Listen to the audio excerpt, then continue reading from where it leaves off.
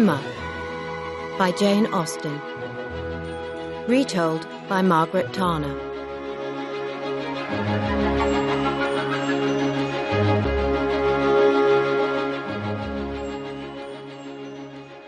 Chapter 1. The Polite Society of Highbury. The village of Highbury was in the county of Surrey, and about 16 miles from London. There were several large houses in the neighbourhood. They were owned by the most important people in Highbury. The largest house was called Donwell Abbey.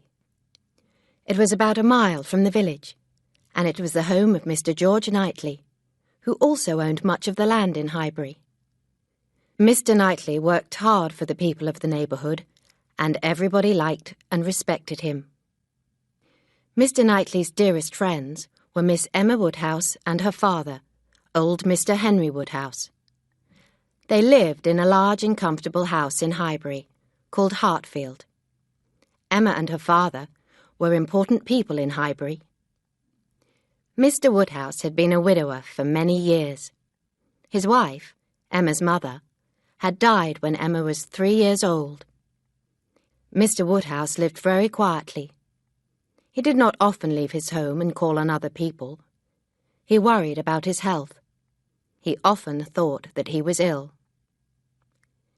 Emma Woodhouse, Mr. Woodhouse's younger daughter, was nearly 21 years old.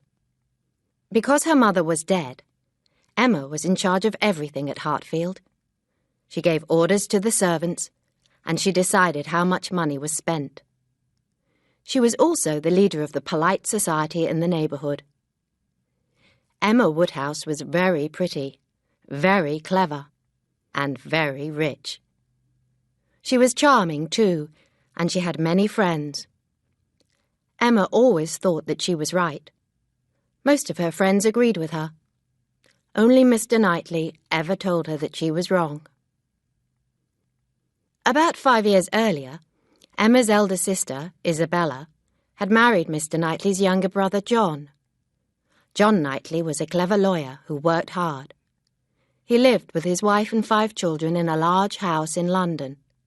They all visited Hartfield when they could. It was a cold evening in October. Emma Woodhouse and her father were sitting by the fire after dinner. They both looked sad. That morning, Miss Anne Taylor, who had been Emma's governess and friend for 16 years, had left Hartfield to get married. Miss Taylor had married Mr. Weston, a rich widower. Their home was Randalls, another large house, about half a mile from Hartfield. Mr. Woodhouse hated changes in his life, and Miss Taylor's marriage had made him very unhappy. He sighed. "I was very unhappy when your sister Isabella got married," Mr. Woodhouse said sadly. "Why did Miss Taylor have to get married too? She was happy living with us here at Hartfield. Why has she left us?" Emma smiled. "Miss Taylor is now Mrs. Weston, Papa," she said. "She married Mr. Weston because she loves him. Mr. Weston was born in the village. He is a good man. Mrs. Weston will be happy at Randalls. It is a very comfortable house. But Miss Taylor, Mrs. Weston, was happy here. Hartfield was her home," Emma's father replied. "Randalls may be a comfortable house, but Hartfield is a better place to live. It is much larger than Randalls. When shall I see Mrs. Weston again?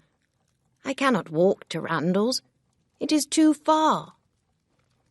"Then we shall take our carriage," Emma told him. "And the Westons can come here whenever they like." Mr. Woodhouse sighed again, but he did not answer. At that moment, Mr. Knightley walked into the room. He had been in London for a few days, and the Woodhouses were delighted to see him. Mr. Knightley often visited Hartfield, and he was always welcome there. He was a tall, handsome man, and he was about 37 years old. He had known Emma Woodhouse all her life. Did everything go well at the wedding of Miss Taylor and Mr. Weston? Mr. Knightley asked cheerfully. I hope that it did not rain. Did anyone cry? Somebody always cries at a wedding. It was a very sad occasion, Mr. Woodhouse replied. There was some rain this morning. I wanted Miss Taylor and Mr. Weston to delay their wedding, but Mr. Weston refused. He did not want to get married later. So now poor Miss Taylor has left Hartfield. I feel very sorry for her. I can feel sorry for you and Emma, but not for Miss Taylor, Mr. Knightley said. She has only one person to please now, not two people. Emma laughed. And one of those two people is silly and thoughtless, she said. That is what you are thinking, Mr. Knightley. You are right, my dear Emma, her father said sadly. I am a silly and thoughtless old man. Papa, I was talking about myself, Emma said, laughing. Mr. Knightley is always finding fault with me, not finding fault with you. Emma looked at her friend and smiled. I do feel sad, Mr. Knightley, she said, but I am happy too. I made the match between Miss Taylor and Mr. Weston 4 years ago. I knew that they would marry one day. I planned everything. Then please do not make any more matches, my dear Emma, Mr. Woodhouse told her. Whatever you plan comes true. You are always right. I cannot stop matchmaking, Papa, Emma said. Now I must help Mr. Elton to find a wife. He has been the vicar of Highbury for a year. He lives in the vicarage alone. He must be lonely. If you want to help Mr. Elton, invite him to dinner, Mr. Woodhouse said. Young men always like good food and good company. And ask Mr. Knightley to dinner too. Then we shall have some good conversation. Mr. Knightley laughed. That is a much better idea, sir, he said. Invite Mr. Elton to dinner, Emma. Give him some of your good food, but let him find his own wife. Mr. Elton is 26. He is old enough to find a wife for himself. But Emma had already chosen a wife for Mr. Elton. Her name was Harriet Smith. She was 17 years old and very pretty. Harriet was a pupil at Mrs. Goddard's school in Highbury. No one knew anything about the girl's family, but Emma was sure that Harriet's father was a gentleman. Harriet Smith was short and plump. She had beautiful blue eyes and fair hair. Harriet had good manners and a sweet smile, but she was not very clever. Harriet admired Emma very much, and she was delighted to be her friend. Mr. Knightley did not approve of Emma's friendship with Harriet Smith. He did not think that the two young women should be friends. He spoke to Mrs. Weston about it when he visited her at Randalls a few days later. Harriet is not a good friend for Emma, Mr. Knightley said. She flatters Emma too much. But Emma can teach Harriet many things, Mrs. Weston replied. Emma has made plans to read with Harriet. She wants to improve Harriet's education. She has already made a list of suitable books. Emma has been making lists and plans ever since she was a child, Mr. Knightley said quickly. She needs someone to make her think. Emma is intelligent. She has a good mind, and she should use it. Mrs. Weston smiled. Emma is also very beautiful, she said, praising her friend. Do you not think so, Mr. Knightley? Well, she is pretty, and I like looking at her, Mr. Knightley replied. Emma is beautiful, Mrs. Weston said again. Her hazel eyes are so bright and lively. Her complexion and figure are perfect. She is a good daughter, sister and friend, but she does not like to be given advice. Please remember that. I have been giving Emma advice for years, Mr. Knightley said, smiling. But perhaps you are right. I shall say nothing about her friendship with Harriet Smith. I shall keep my thoughts to myself. Mr. Knightley stood up to leave. I do think about what will happen to Emma, he added. She says that she will never marry, but who knows what will happen to her in the future. Mrs. Weston smiled. Emma and Mr. Knightley were good friends, but nothing more. They were not in love with each other. They were fond of each other. Mrs. Weston was pleased. The Westons had other plans for Emma. Many years before, Mr. Weston had been a soldier. He had been a captain in the army. When he was a young man, he had fallen in love with Miss Churchill. Her family lived in Enscombe, in the county of Yorkshire. The Churchill family was very rich. When Captain Weston married Miss Churchill, her brother and his wife were very angry. 3 years later, Captain Weston's young wife was dead, and he was a widower with a little boy named Frank. Captain Weston's brother-in-law and his wife felt very sorry for the little boy. The Churchills knew that Captain Weston could not look after his young son. They were very rich, and they offered the little boy a fine home and a good education. Captain Weston agreed. Mr. and Mrs. Churchill became Frank's guardians, and they gave him their family name, Churchill. Captain Weston became a merchant when he left the army. He made money in trade. 20 years later, he returned to Highbury. By this time, he was a rich man. He now called himself Mr. Weston. He bought a fine large house called Randalls and lived there alone until his marriage with Miss Taylor. Mr. Weston sometimes went to London and saw his son, Frank Churchill. The young man had never been to Highbury, but he promised to visit his father and his stepmother as soon as he could. Mr. and Mrs. Weston thought that Frank would be a good match for Emma Woodhouse. They wanted the two young people to marry. That was the Westons' plan.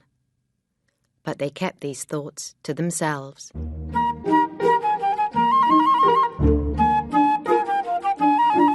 Chapter 2.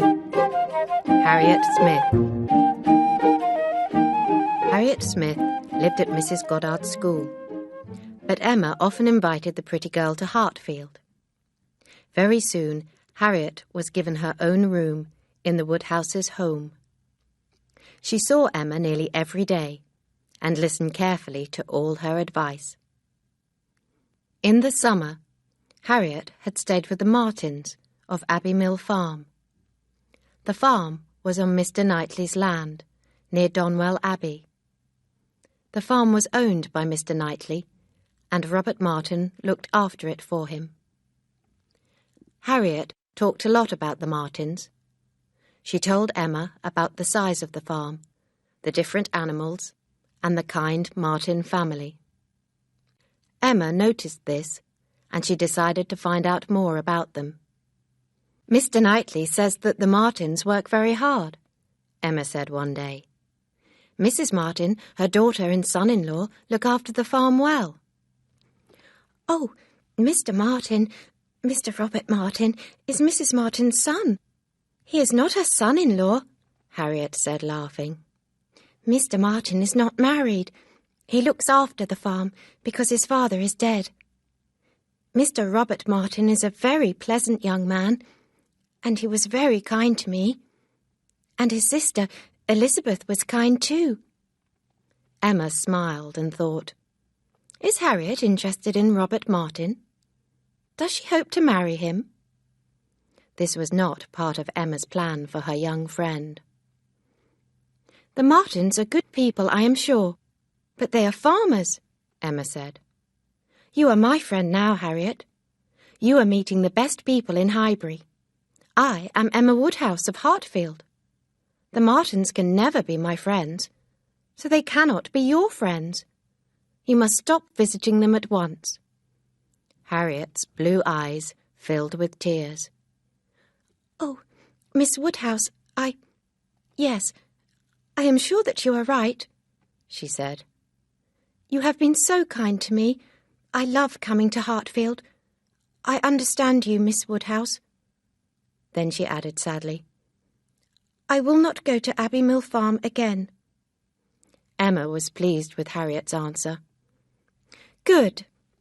Harriet, you must learn to choose your friends more carefully now, she said. You are meeting real gentlemen at Hartfield.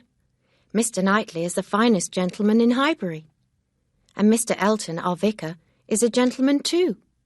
He often comes to dinner at Hartfield. Mr. Elton is a very polite young man. He is handsome too, Harriet said slowly. And you are a very pretty girl, Emma replied. Mr. Elton can see that. He is very interested in you, Harriet. Harriet was pleased. Mr. Elton, a gentleman, was interested in her. Miss Woodhouse said this, so it must be true. Mr. Elton came to Hartfield that evening. Emma began to speak to him about Harriet. Harriet Smith is a very pretty girl, is she not, Mr. Elton? Emma said to the young vicar. I have decided to paint a portrait of her. What do you think, Mr. Elton? I think that the portrait will be beautiful, Mr. Elton said quickly. You are such a good artist, Miss Woodhouse. Anything that you do is perfect. I should very much like to see your painting of Miss Smith. Emma had begun many portraits of her family, but she had never finished them. She was now excited about painting a portrait of Harriet. She began the work the following day. Mr. Elton watched as Emma began to draw, and then to paint Harriet's portrait. He came to Hartfield every day until the portrait was finished. It is a very pretty painting, Emma, my dear, said Mr. Woodhouse. But in your portrait, Harriet is sitting in the garden. She is not wearing a shawl. She will catch a cold. Mr. Knightley looked at the portrait too. You have made Harriet too tall, Emma, he said. Oh, no, no, Mr. Elton cried. This portrait of Miss Smith is perfect. Miss Woodhouse is so very clever. Then Mr. Elton added, A beautiful portrait must have a beautiful frame. Let me take the painting to London for you, Miss Woodhouse. I shall get it framed there. Emma was very pleased. Mr. Elton is in love with Harriet, I am sure, she said to herself. My plan is going well. Soon Mr. Elton will ask Harriet to marry him. That evening, Harriet came to Hartfield for dinner. She was holding a letter in her hand, and she was crying.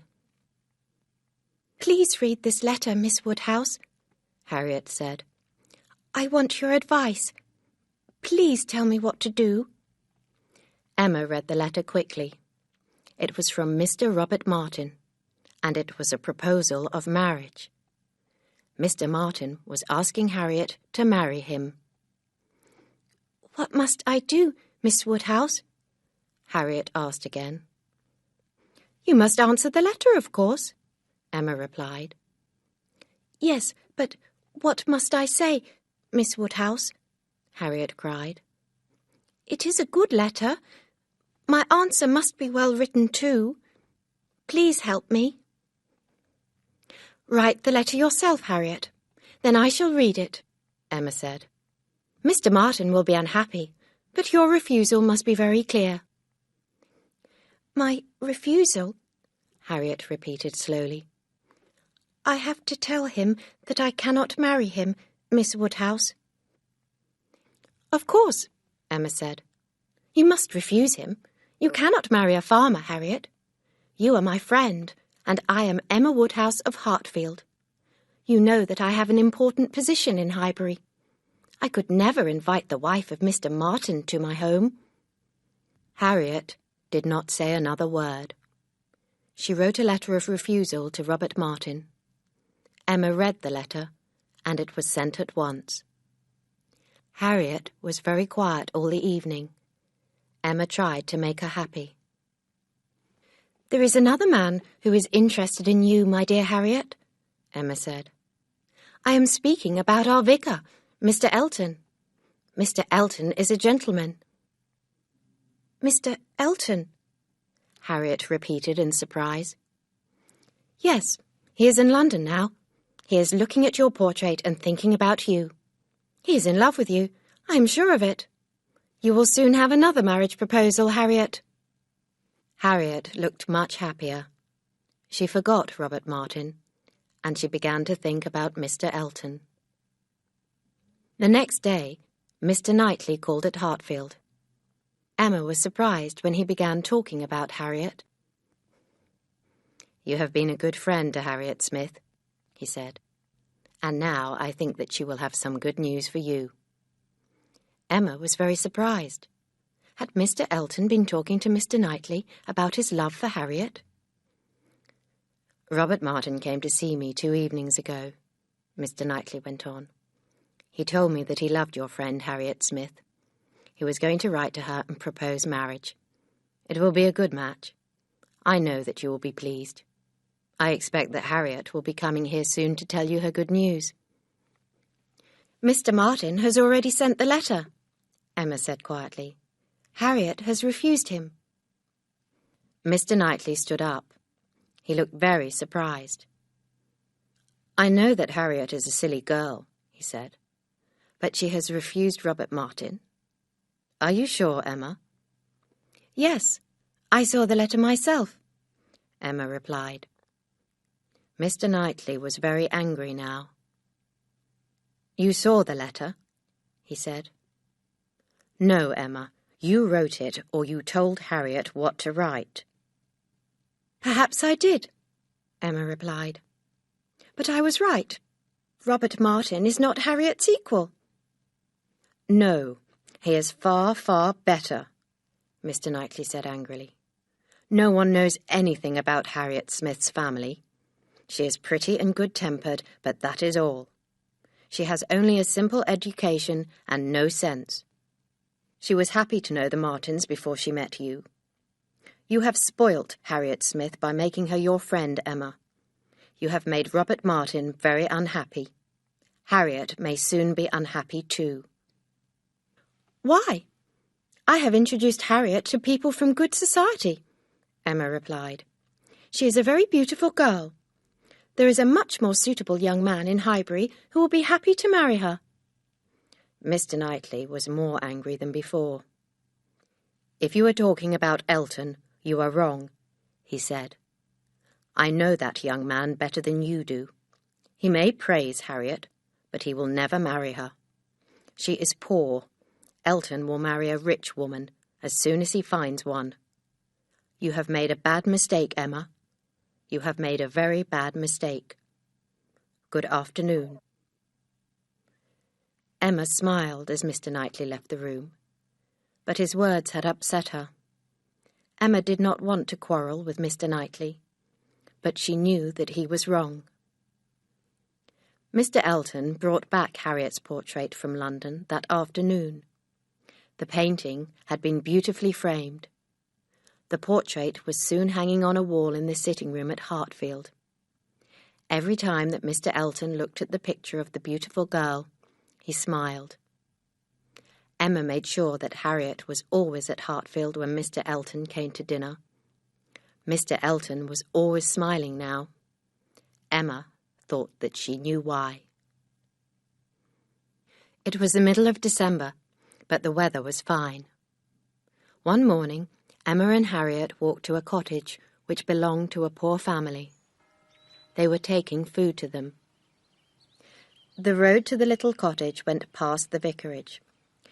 Harriet said that she wanted to see the inside of Mr. Elton's house. Emma laughed.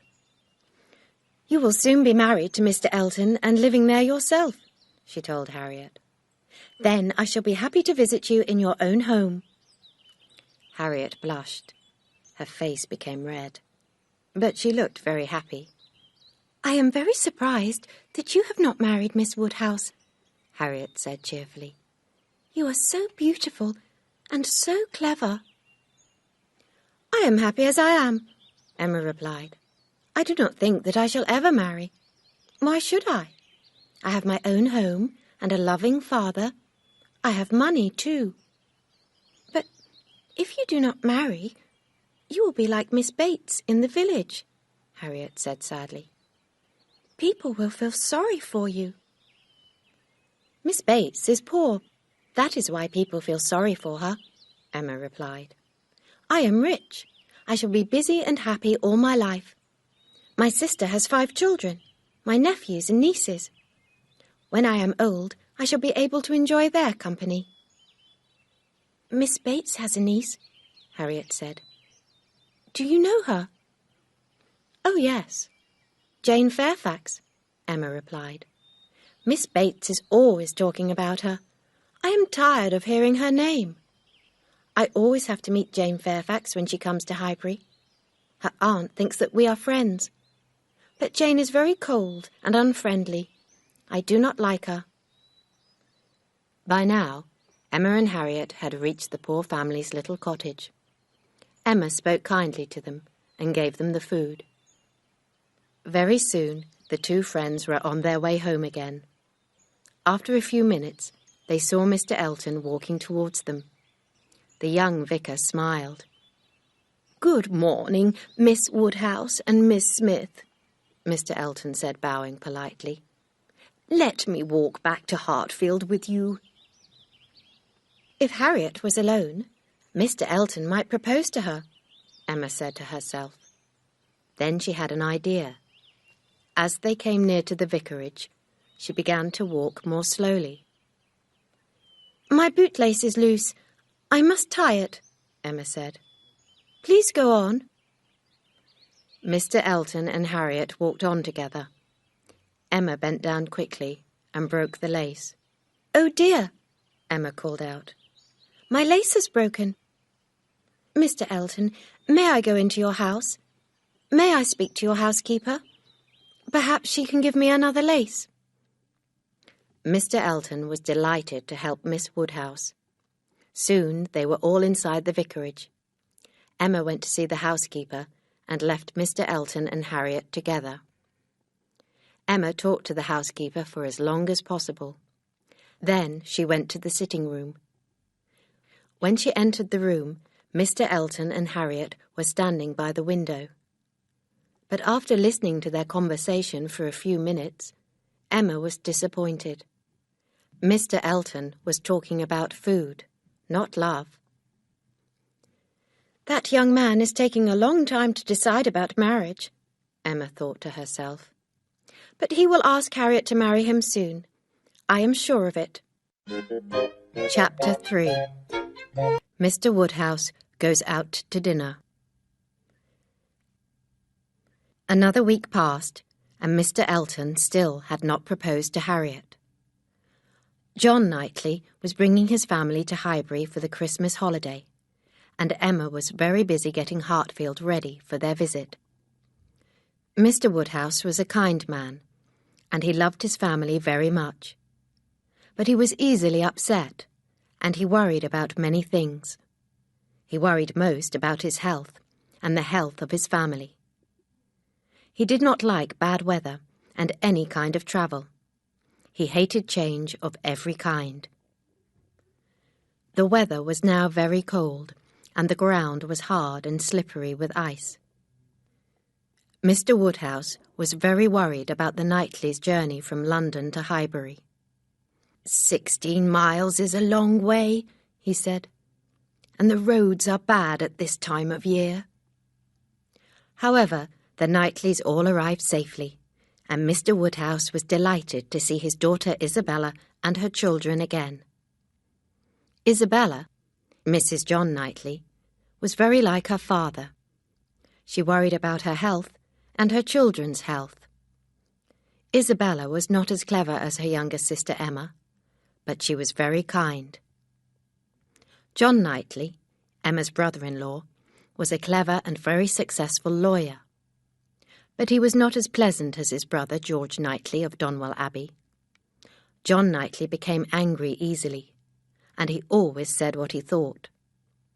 Isabella was never upset by her husband's behaviour. She took no notice of it. John Knightley liked to tease his friends and relations, and his words sometimes upset them or made them angry. That evening, John's elder brother, Mr. George Knightley, walked to Hartfield from his house, Donwell Abbey. He was dining with the Woodhouses too. Mr. Knightley and Emma had not spoken to each other since their quarrel. Emma was holding her little niece in her arms when Mr. Knightley came into the sitting-room. Emma looked up and saw that he was smiling at them both. "Is not little Emma a beautiful child?" Emma said quietly, looking down at the baby. "She is nearly as beautiful as her aunt," Mr. Knightley replied. "We can agree on that, if not on other things. Let us be friends again, my dearest Emma. Let us forget our quarrel." "I shall be pleased to forget it," Emma said. "I know that I am spoilt. I do not think that I was wrong about Harriet and Robert Martin. But I upset you, and I am sorry. Shake hands with me, Mr. Knightley. We have different ideas, but we can still be friends." They shook hands, and the rest of the evening passed very pleasantly. Only Mr. Woodhouse was unhappy. "My dear Isabella, you look tired," he said to his elder daughter. "You and the children have had a tiring journey. You must all go to bed early tonight. Dr. Perry is coming to see me tomorrow. He will check that I am well. He can check the children too. We must look after their health while they are at Hartfield." "The children are all quite well, Papa," Isabella said with a kind smile. "And I am not tired at all." Soon Isabella began to talk about her good friends, Mrs. and Miss Bates.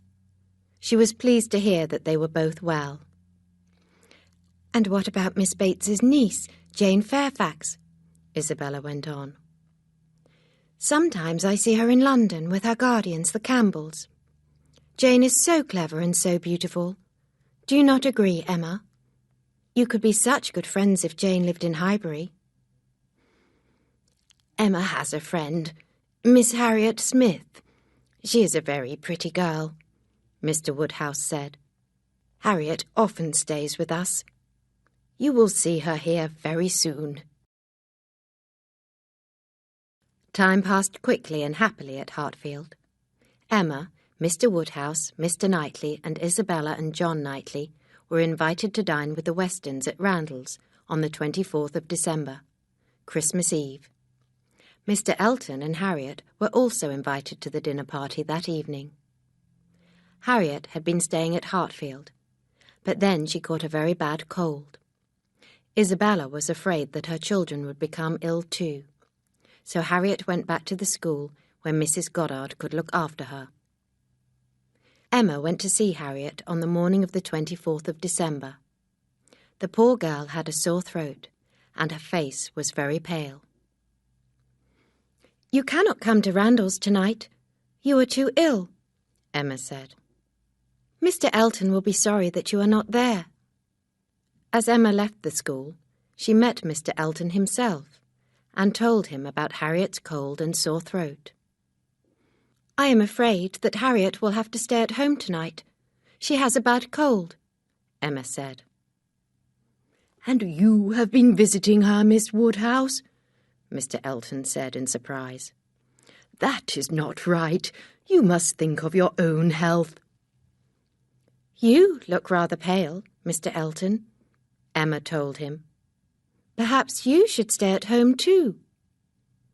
Emma expected Mr. Elton to agree.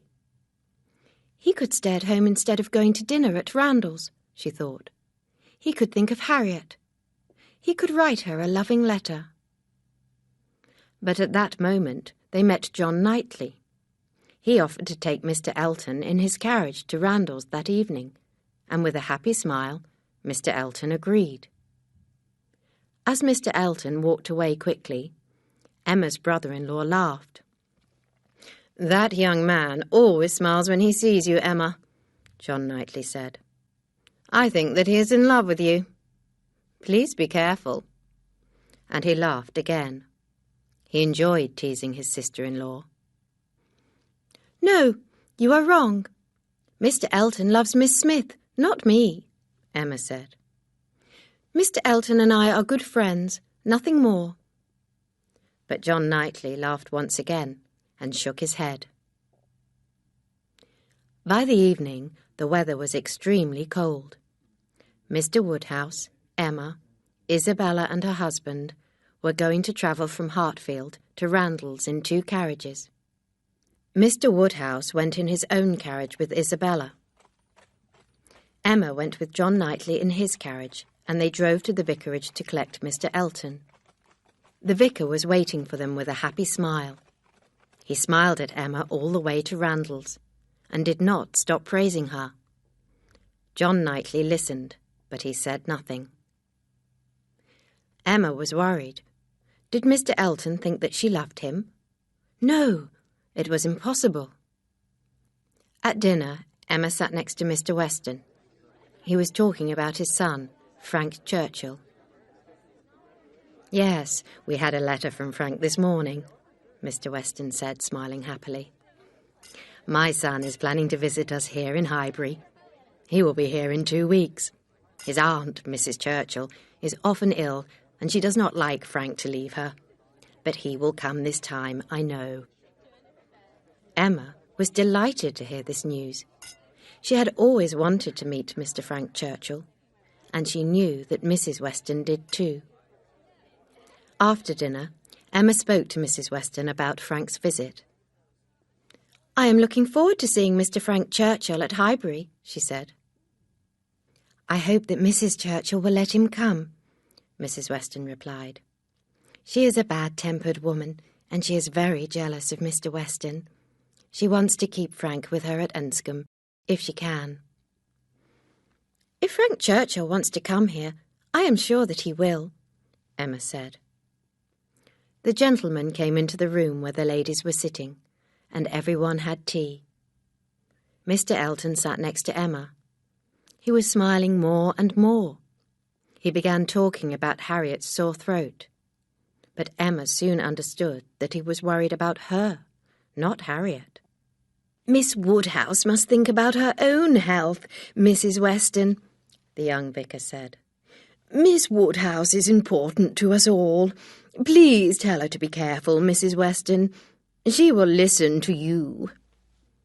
Mrs. Weston was surprised at Mr. Elton's words, but she said nothing. At that moment, John Knightley left the room for a few minutes.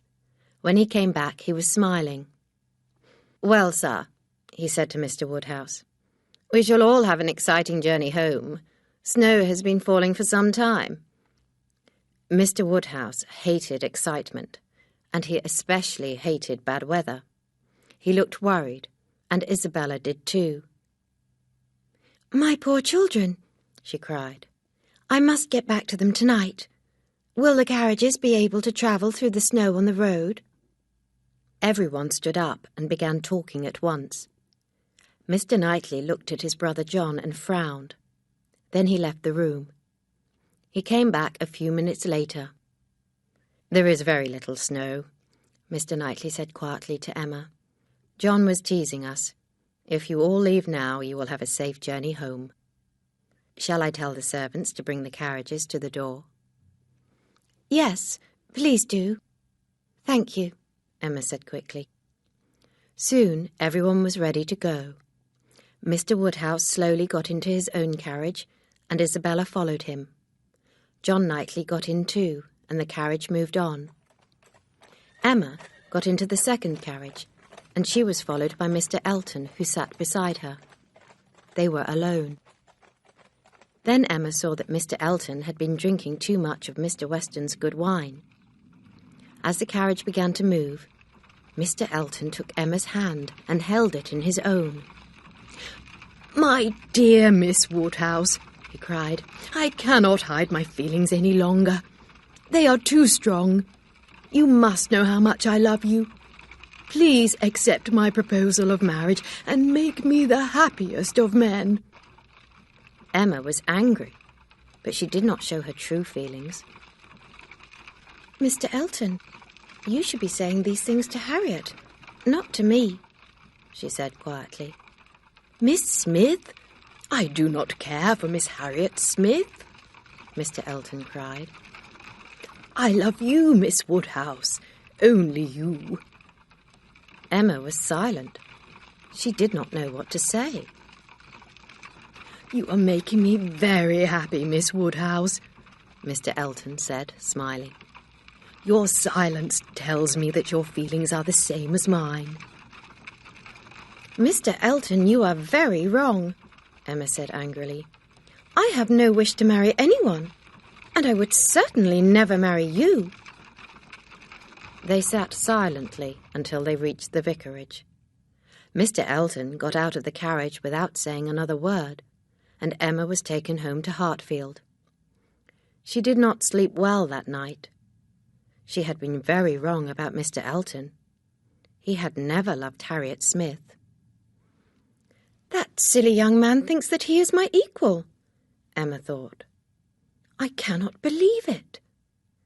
Mr. Knightley and his brother John were right about Mr. Elton, and I was wrong. Then Emma thought again about Harriet. Her friend would soon have to be told the truth. Mr. Elton had never loved the poor girl. But Emma was still sure of one thing. She was glad that Harriet had refused to marry Mr. Martin. The pretty girl could make a better match than the young farmer. Chapter 4. Frank Churchill. On Christmas Day, the ground was covered with snow. The Woodhouses and John Knightley and his family did not go out to pray in the church. The only visitor at Hartfield was Mr. Knightley. Emma felt more cheerful. She had decided not to tell anyone about Mr. Elton's proposal of marriage. The weather was too bad for Harriet to visit Hartfield, and Emma was pleased. A few days later, the weather had improved. It was not so cold, and most of the snow had disappeared. John Knightley and his family got ready to leave Hartfield and return to their home in London. Mr. Woodhouse wanted Isabella to stay longer, but she had decided to go home. She was never happy when she was apart from her husband and children. That same evening, Mr. Woodhouse received a very polite letter from Mr. Elton. The young man was leaving Highbury for a few weeks. He was going to stay with friends in Bath. Mr. Elton sent Mr. Woodhouse his good wishes, but said nothing about Emma. All that night, Mr. Woodhouse worried about Mr. Elton's journey to Bath. Emma told Harriet the truth about Mr. Elton's feelings the next day. Harriet was very upset. The pretty girl cried and cried, but she did not blame Emma. Harriet blamed herself. Mr. Elton was a gentleman. He could never love her. She knew that now. Emma invited Harriet to stay at Hartfield.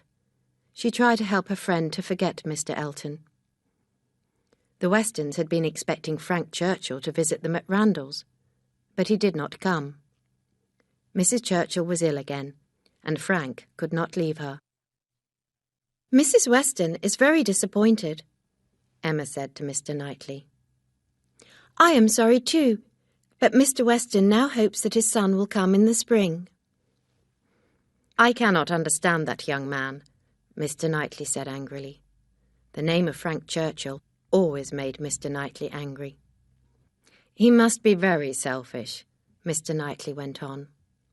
I know that Mrs. Churchill is a difficult woman, but Frank Churchill could come to Highbury if he wanted to. He has plenty of money and plenty of time. I heard that the young man was on holiday in Weymouth in the summer, so he can leave Enscombe when he wants to. Frank Churchill must do his duty, Mr. Knightley went on, and that duty is to visit his father and his stepmother, Mrs. Weston. He should tell Mrs. Churchill this. Emma laughed. Mr. Knightley, you do not understand, she said. Frank Churchill is dependent on the Churchills. They have given him money and a good education. It is his duty to please them. It is his duty now to please his father, Mr. Knightley replied. Frank Churchill has enough time to go on holiday by the sea. He has enough time to write long letters to the Westons. He must find enough time to visit Highbury too. You want to think badly of Frank Churchill, Emma said. You have never met him, but you do not like him. That is not true, Mr. Knightley replied. I do not want to think badly of him. I am sure that Frank Churchill is a fine young man with very good manners. Then he will be welcome in Highbury, Emma told her friend. How excited everyone will be when he comes at last. I do not care if he comes or not, Mr. Knightley said. I am not a silly young girl. I have no interest in Mr. Frank Churchill. I refuse to talk about him any more. A few days later, Emma and Harriet were walking together in Highbury. Harriet still wanted to talk about Mr. Elton, and everything in Highbury reminded her of him. Soon they were passing the house where Mrs. Bates and her daughter, Miss Hetty Bates, lived. The two ladies lived in a very small house in the centre of the village. The Bateses had very little money, so they had very few pleasures. They could not buy good wine, fine food, or expensive clothes. They were delighted when visitors called on them, and they were both very fond of Emma. Emma knew that it was her duty to visit the Bateses more often, but she thought that the ladies were very dull.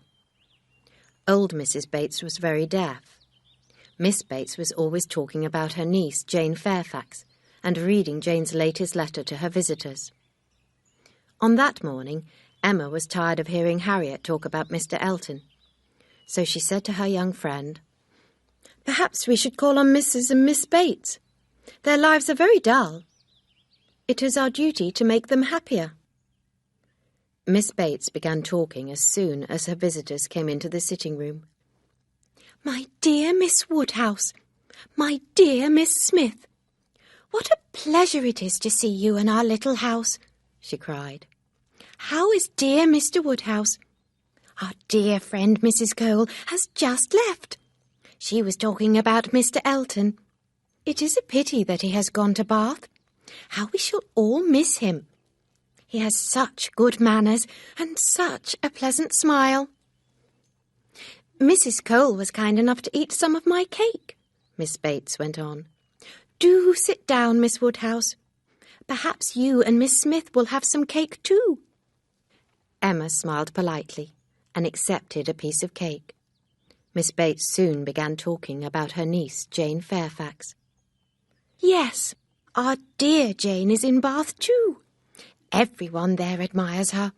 She dances so beautifully, of course, and she is so clever."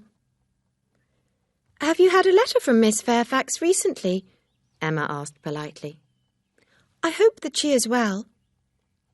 "Thank you, Miss Woodhouse, thank you. Yes, we had a letter from Jane this morning. It is so kind of you to ask about her. Now, where is it? Yes, here it is. It is just a short letter this time. Only 2 pages. Miss Fairfax has beautiful handwriting," Emma said. "Oh, thank you," replied Miss Bates quickly. "Mother, did you hear that? Miss Woodhouse has given us her opinion about Jane's handwriting. She says that Jane has beautiful handwriting." "Beautiful handwriting," she said again more loudly. "My mother is rather deaf," Miss Bates said with a smile. "I sometimes have to say things more than once. But Mother can always hear what Jane says. Dear Jane speaks so very clearly. It will be delightful to see her again." "Is Miss Fairfax coming here soon?" Emma asked. She was surprised. "She has not been in Highbury for more than 2 years, I think." "You are right, Miss Woodhouse," Miss Bates said happily. "You have remembered the time exactly. Yes, Jane will be here next week." "Next week?" Emma repeated in surprise. "Yes, next week," Miss Bates said with a smile. "It is all in her letter, and she will be staying with us for 3 months. Mother and I are so pleased." How can Miss Fairfax be away from the Campbells for so long? Emma asked. Oh, the Campbells, dear Jane's guardians, are going to Ireland, Miss Bates replied. Their own daughter, such a plain girl, has married a Mr. Dixon. Mr. and Mrs. Dixon have a house in Ireland. The Dixons are very fond of Jane. They all visited Weymouth together. Mr. Dixon saved Jane before she fell into the sea. Emma was interested, and her clever mind was busy at once. Why is Jane not going to Ireland? She thought. Perhaps Mr. Dixon, whose wife is very plain, is too fond of the beautiful Jane Fairfax.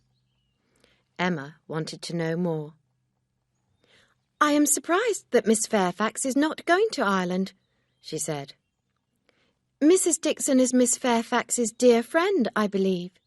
That is true, very true, Miss Bates replied. Mr. and Mrs. Dixon both wanted Jane to go with them, but our dear niece has been ill. Jane caught a cold in November and has not been well since then.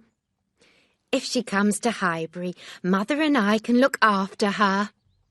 Jane is always happy here, as you know, Miss Woodhouse. But you must read dear Jane's letter for yourself, said Miss Bates, picking up some pages from a chair. She explains everything so clearly. Emma stood up quickly. I am afraid that we must go now, she said. My father is waiting for us. Thank you so much for telling us about Miss Fairfax. As they walked back to Hartfield, Harriet asked Emma to tell her all about Jane.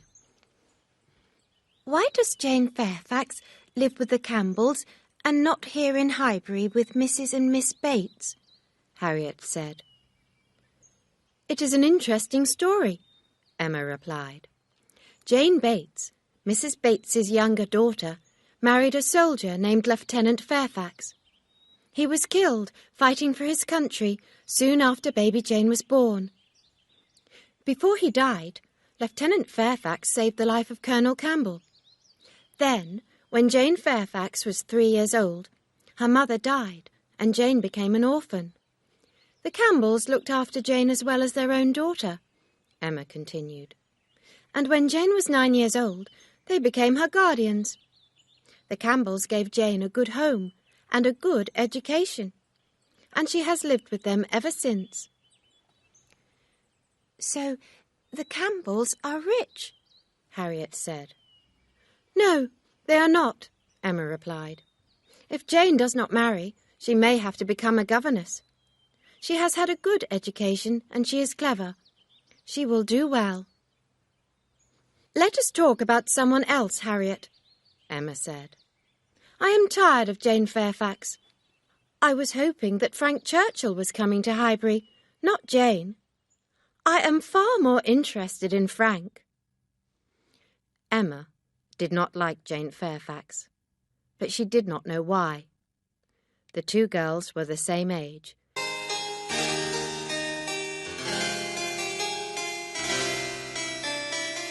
Chapter 5.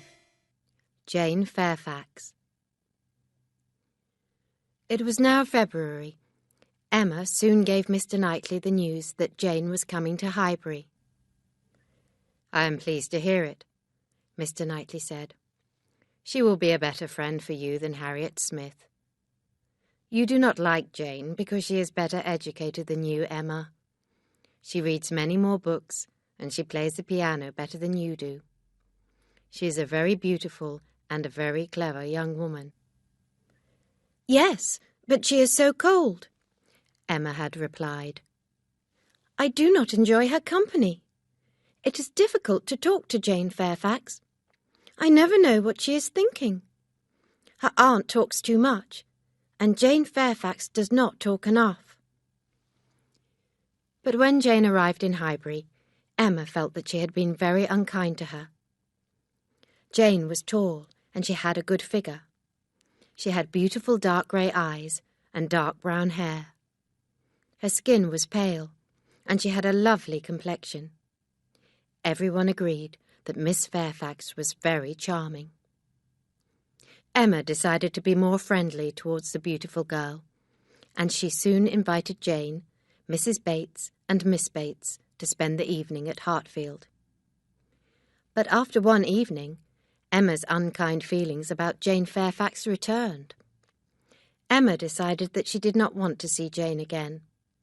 She had asked Jane many questions about the Dixons, but Jane's answers were very short, and they did not give Emma much information. Then Emma found out that Jane had met Frank Churchill in Weymouth. "You have met Mr. Frank Churchill, Miss Fairfax? You are so lucky," Emma cried. "Everyone in Highbury wants to see Mr. Frank Churchill. Is he handsome?" "People think that he is," Jane replied. "And does he talk well? What about his manners and his conversation?" "People say that his manners are good," Jane said quietly, but she refused to give an opinion of her own. The next morning Mr. Knightley came to speak to Mr. Woodhouse about business. Mr. Knightley had also been at Hartfield the previous evening. He began to talk with Emma about her guests.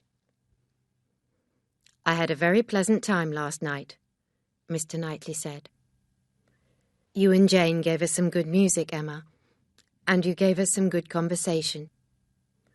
Emma smiled. "Jane certainly plays the piano very well," she said. "But her conversation is not interesting. Jane said very little all the evening. She did not answer any of my questions. She is not good company." Mr. Knightley looked unhappy. "I would like you to be friends with Jane," he said. "Jane does not make friends easily," Emma replied. "But she is very beautiful and very charming. I admire her, but I feel sorry for her too. Her life will not be easy, like mine." Mr. Knightley was pleased at Emma's words, but Mr. Woodhouse looked sad. "The Bateses do not have an easy life either," he said. "They have very little money. I wish that we could do more for them, Emma, my dear. Ah, we have just killed one of our pigs here at Hartfield. Perhaps we could send Miss Bates some of the meat." "Papa, do not worry," Emma said. "I have already sent a large piece of the pork to Miss and Mrs. Bates's house." Mr. Knightley was about to speak when the sitting-room door opened and Miss Bates and Miss Fairfax came in. "Oh, Miss Woodhouse," Miss Bates cried, "we have come to thank you for the piece of pork. You are so very kind. And we have some news to tell you. You will never believe it, but Mr. Elton is to be married. Yes, married. He is getting married to Miss Augusta Hawkins of Bath. We shall all have a new neighbour at Highbury. What do you think about that, Miss Woodhouse?" "I am sure that everyone will wish Mr. Elton happiness," Emma said quietly. "And Miss Hawkins too, of course." Emma turned towards Jane Fairfax. "What do you think about the news, Miss Fairfax?" "I do not know Mr. Elton, so I can have no opinion," Jane replied. "And Mr. Elton has only been away 4 weeks," Miss Bates said. "I did think at one time, perhaps a young lady in Highbury. But no, Mr. Elton is a fine young man. Well, Jane," Miss Bates went on, "we must be going now. Your grandmamma will be waiting for us. She will be worried. I think that it is going to rain. Oh, Mr. Knightley, are you leaving too? Goodbye, Mr. Woodhouse, and dear Miss Woodhouse. Mr. Elton, marrying Miss Hawkins. She will be Mrs. Elton, a new neighbour. It is so exciting." A few minutes after this, the rain began to fall heavily. As soon as the rain had stopped, Emma had another visitor. "Oh, Miss Woodhouse, what do you think has happened?" Harriet cried as she ran into the room. Emma thought that her friend had heard about Mr. Elton. But that news would have made Harriet upset. Harriet looked very happy. "I was in Mrs. Ford's shop in Highbury when they came in," Harriet went on. "I did not know what to do." "What do you mean? Who came in?" Emma asked her friend. "Why, Elizabeth Martin and her brother, of course," Harriet replied. "I did not know what to do. I could not leave the shop because it was raining hard. Then Elizabeth came to talk to me, and she was so kind. Mr. Robert Martin spoke to me too. Oh, Miss Woodhouse, I was so happy when he spoke to me. Now I do not know what to think. Please help me." At first, Emma had no answer. "The Martins behaved well," she said after a few minutes. "And you did too, Harriet. It was very difficult for you, but it is over now. You must stop thinking about that meeting. You will never see the Martins here at Hartfield. It may be months before you see them again." "Yes, of course, dear Miss Woodhouse," Harriet said sadly. "And now I have news for you," Emma said. The news about Mr. Elton's engagement was a shock for Harriet. She stopped talking about the Martins at once. All her conversation was now about Miss Hawkins of Bath. Mr. Elton loved Miss Hawkins, so she must be very beautiful. 2 days later, the Westons saw Emma walking by herself in Highbury. They stopped their carriage and began to talk to her. "We were coming to Hartfield to tell you the news," Mrs. Weston said. "Frank Churchill will be here tomorrow." "Yes, Frank is coming at last," said Mr. Weston. "Here is his letter. He will be here tomorrow at about 3 o'clock. He is staying for 2 weeks. I shall be so happy to have Frank with us at Randalls," Mrs. Weston said. "We shall bring him to Hartfield very soon, Emma." But Frank Churchill surprised everyone. He arrived a day early. By 12 o'clock the following morning, Mr. Weston and Frank Churchill were talking with Mr. Woodhouse in the sitting room at Hartfield. As soon as Emma came into the sitting room, Mr. Weston introduced Frank to her. Emma saw a tall and very handsome young man who had very good manners. Frank Churchill was also a very good talker. He had ideas and opinions about everything. Emma was soon enjoying his company very much. "I believe that I know a neighbour of yours, Miss Woodhouse," Frank Churchill said. "The lady's name is Fairfax, but the family's name is Barnes or Bates, I think. Do you know them?" "We all know the Bateses. They are our good friends," Mr. Weston said. "You met Jane Fairfax in Weymouth, I think, Frank. You must visit Miss and Mrs. Bates. They will be glad to see you." "There is no hurry," Frank said. "Any day will do. Yes, I did meet Miss Fairfax in Weymouth. She was there with the Campbells." "Please visit the Bateses today, Frank," his father said. "Old Mrs. Bates is Jane's grandmother. Mrs. Bates and her daughter Hetty are very poor. It would be very impolite if you do not visit Jane." As Mr. Weston and his son were leaving, Emma spoke to Frank. "Jane Fairfax is a very elegant young lady," she said. "Yes, I suppose so," said Frank quietly. Emma was surprised. She had thought that a young man like Mr. Frank Churchill would be interested in the elegant and charming Miss Fairfax. Frank Churchill visited Hartfield again the next day. This time he came with Mrs. Weston. The young man seemed to like his stepmother very much. Emma was delighted. The weather that day was good. Frank, Emma and Mrs. Weston walked in the garden at Hartfield, and then they went into the village of Highbury itself. Frank Churchill wanted to see everything, and everything in Highbury pleased him.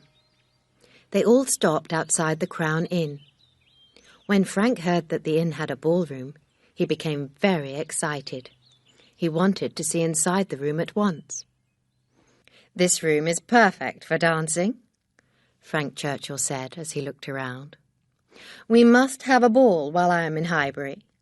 I am sure that there are plenty of young people here who would enjoy dancing at a ball." After several minutes, Frank, Emma and Mrs. Weston left the inn and walked on. They were soon outside the house where Mrs. and Miss Bates lived. "Did you visit the Bateses yesterday?" Emma asked Frank Churchill. "Yes, I did," Frank replied. "I saw all three ladies, Mrs. and Miss Bates and Miss Fairfax. Miss Bates did not stop talking for more than half an hour." "Did you think that Miss Fairfax was looking well?" Emma asked. "No, I did not think that she looked well. Not well at all," Frank said quickly. "She is always pale, but now she looks ill." "Did you often see Miss Fairfax in Weymouth?" Emma asked. "Yes, I met her and the Campbells quite often," Frank replied. "And I met Mr. Dixon too, of course. He was not married to Miss Campbell then.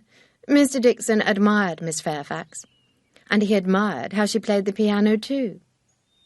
Have you heard Miss Fairfax play the piano, Miss Woodhouse?" "Yes, I have," Emma replied. "And I agree with Mr. Dixon.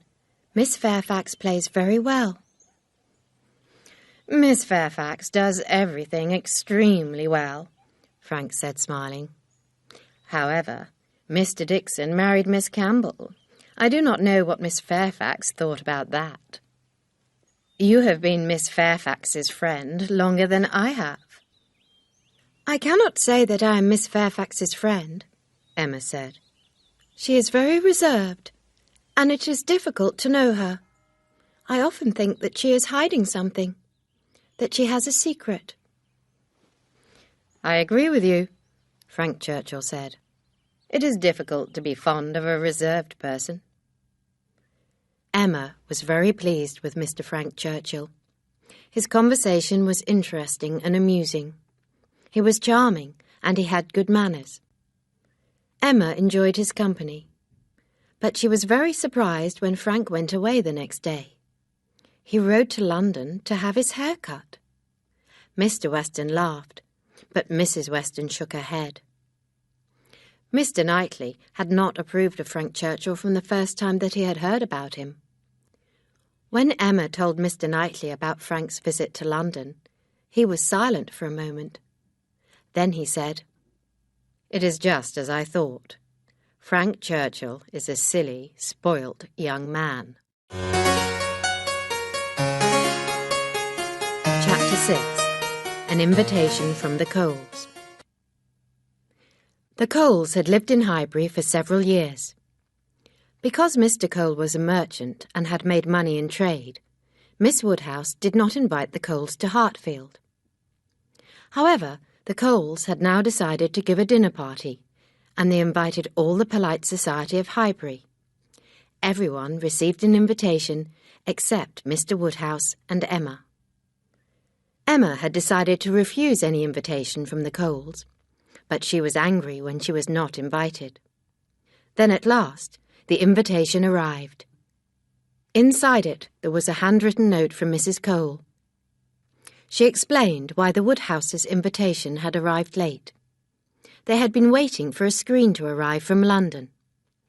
Mr. Cole had bought the screen so that Mr. Woodhouse would not feel any draughts in their house. It was a kind thought, and Emma changed her mind. She decided to accept the invitation from the Coles. But Mr. Woodhouse could not accept the invitation. He did not like staying out late in the evenings, and meeting large groups of people upset him. "Emma and I are not fond of big dinner parties," Mr. Woodhouse said to the Westons.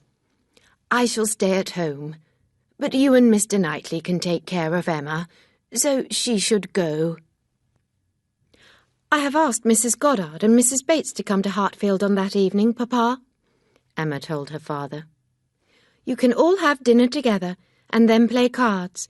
You will enjoy that. On the evening of the dinner party, the two old ladies arrived at Hartfield before Emma left. The three old friends all admired Emma's new dress very much. Emma's carriage arrived at the Coles house at the same time as Mr. Knightley drove up in his own carriage. I am very glad that you came in your carriage and that you did not walk here, Mr. Knightley, Emma said. Everyone knows that you are a gentleman. Now you look like one. I shall be happy to go in with you. Silly girl, Mr. Knightley said with a smile, as he and Emma went into the house together. Soon afterwards, the Westons arrived with Frank Churchill. The handsome young man looked round for Emma and hurried across the room to sit next to her. Frank Churchill and Emma Woodhouse sat next to each other at dinner too, and they had long and interesting conversations. It was a large dinner party, but Miss Bates, Miss Fairfax and Miss Smith had not been invited to dine. They were arriving after the meal and would stay for the rest of the evening. Emma was very happy to be sitting next to Frank during dinner. Mr. Weston had told her that his son admired her very much. The young man was certainly paying Emma a lot of attention. During the meal, Emma heard the name of Jane Fairfax spoken. Mrs. Cole was talking about her, and Emma listened carefully. I visited Mrs. and Miss Bates this morning, Mrs. Cole was saying. Someone has sent Miss Fairfax a piano. It arrived in their house yesterday, and no one knows who sent it. It is a beautiful and expensive gift, but they think that it must have come from Colonel Campbell. Miss Fairfax is delighted, of course. We have a piano here too, Mrs. Cole went on. We hope that Miss Woodhouse will play it later this evening.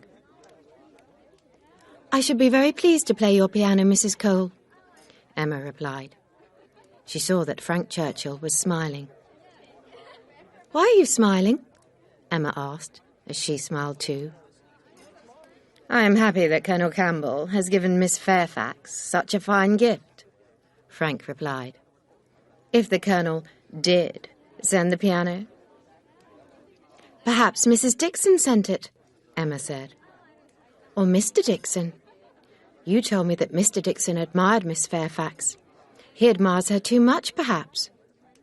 I think that is why Miss Fairfax did not go to Ireland. What do you think, Mr. Churchill? Well, I think that you may be right, Miss Woodhouse, Frank replied with a laugh. Is it true that Mr. Dixon saved Miss Fairfax's life in Weymouth? Emma asked. Yes, he did, Frank said. We were all in a small boat. The wind began to blow strongly and the sea became rough. Miss Fairfax almost fell into the water. Mr. Dixon caught her. It all happened very quickly, and everyone was very upset. Emma was silent for a moment. Then she said, This is my opinion. I do not believe that the Campbells sent the piano. I think that it was Mr. Dixon's idea. He sent the piano to Miss Fairfax, and she knows it. Mr. Dixon is in love with Jane Fairfax. That is her secret. What else can it be? Frank Churchill smiled at Emma, but he said nothing. After the meal, the ladies went into the sitting room. The gentlemen stayed in the dining room. They drank wine and talked about business, politics and hunting. A little later, Harriet, Miss Bates and Jane Fairfax arrived. They went and sat with the other ladies. Harriet looked very pretty, and Emma was glad. As usual, Jane Fairfax looked very elegant. She blushed when someone spoke to her about her new piano and Colonel Campbell. Half an hour later, the gentlemen came into the sitting room to sit with the ladies. Frank Churchill greeted Miss Bates and Miss Fairfax. Then he walked towards Emma and sat down beside her. Frank Churchill was paying Emma Woodhouse a lot of attention. He thought that she was the most interesting person in the room. Everyone saw this. "I have been in Highbury for nearly a week," Frank Churchill said to Emma. "I have been very happy here. Everyone is so pleasant, and I am never bored. When I was in Enscombe, I wanted to go overseas. Now, I would be happy to stay with my friends in Highbury forever." "And your friends would be happy too," Emma replied. Frank did not answer. He was looking across the room towards Jane Fairfax. "Is there something wrong?" Emma asked the young man.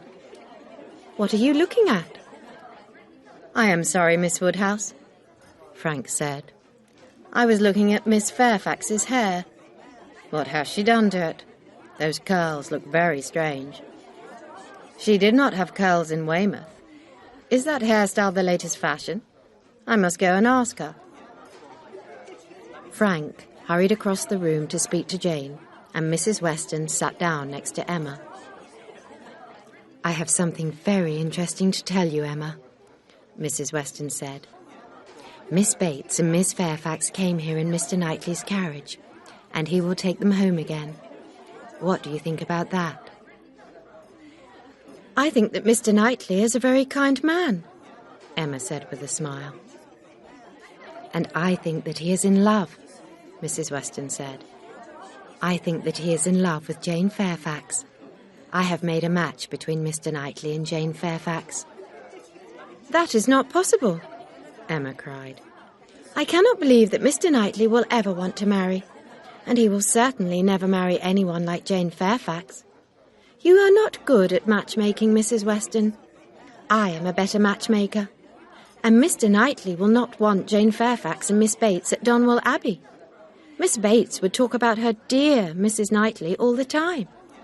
No, I cannot believe that he will marry Jane Fairfax." "Then what about her piano?" Mrs. Weston said. "I believe that Mr. Knightley sent it. He knows that Jane loves music. I am sure that he is in love with her." At that moment, Mrs. Cole asked Emma to play their piano. Emma agreed and smiled, and she sat down at the instrument.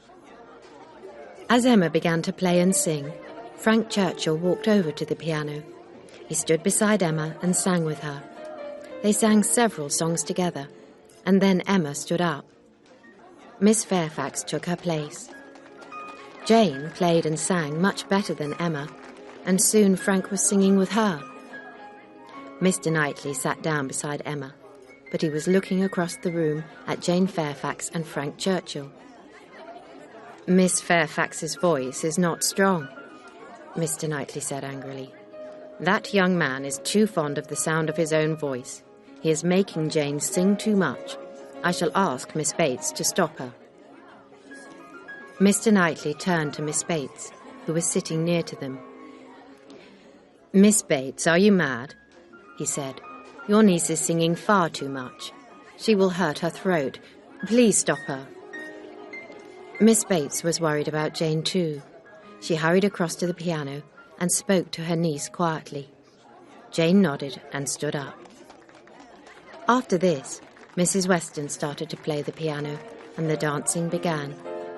Frank Churchill walked with Emma to the first dancing position, and other couples soon joined them. Emma looked at Mr. Knightley. Would he ask Jane Fairfax to dance with him? No, he did not. Emma was pleased. Mr. Knightley was certainly not in love with Miss Fairfax. There was only time for 2 dances, and then everyone prepared to go home. Frank took Emma to her carriage. "I am glad there was no time for more dances," Frank said. "I would not have enjoyed dancing with Miss Fairfax after dancing with you." Emma was pleased that she had gone to the Coles' dinner party. The evening had made her think about a lot of things. Did Jane Fairfax have feelings for Frank Churchill? Emma did not think so. But she knew that Jane's playing and singing were far better than her own.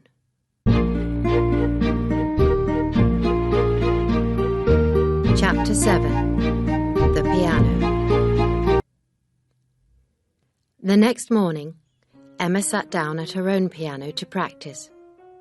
But after a few minutes, Harriet came into the room and Emma stopped playing. Harriet wanted to go to Mrs. Ford's shop and buy some cloth. She was going to make a new dress. Emma agreed to go into Highbury with her. She did not want Harriet to meet the Martins again when she was alone in the village. It took Harriet a long time to choose the cloth. Emma stood by the door of the shop and looked up and down the street. Suddenly, she saw Mrs. Weston and Frank Churchill walking together on the other side of the street. When they saw Emma, they crossed the street to speak to her. "We are going to the Bateses' house to hear the new piano," Mrs. Weston said.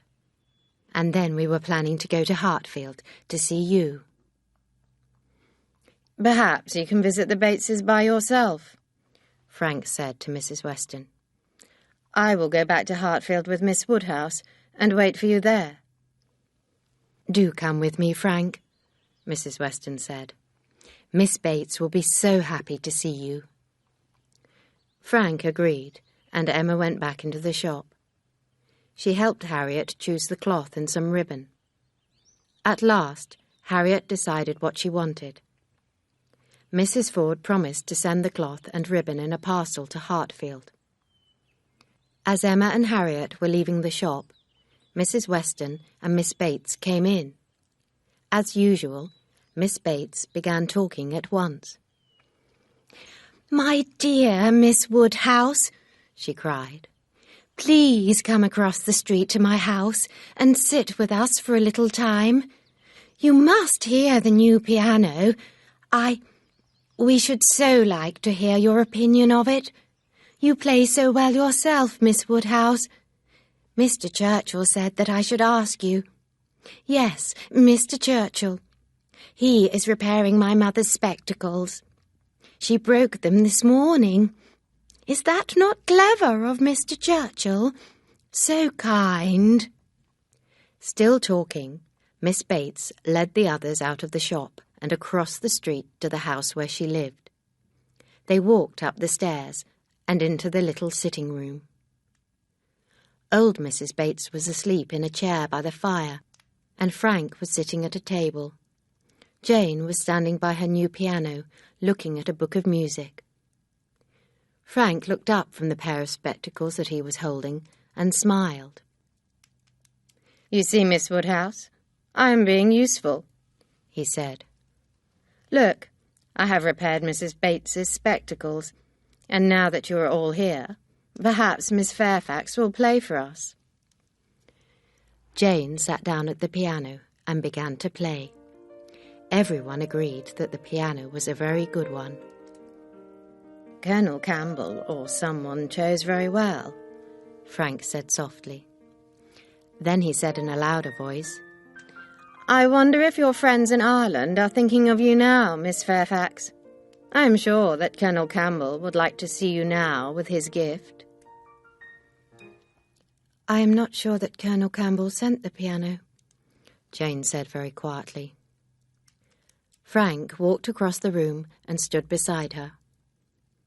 "Please play one of the tunes that we danced to last night," he said. As Jane began to play, the young man smiled.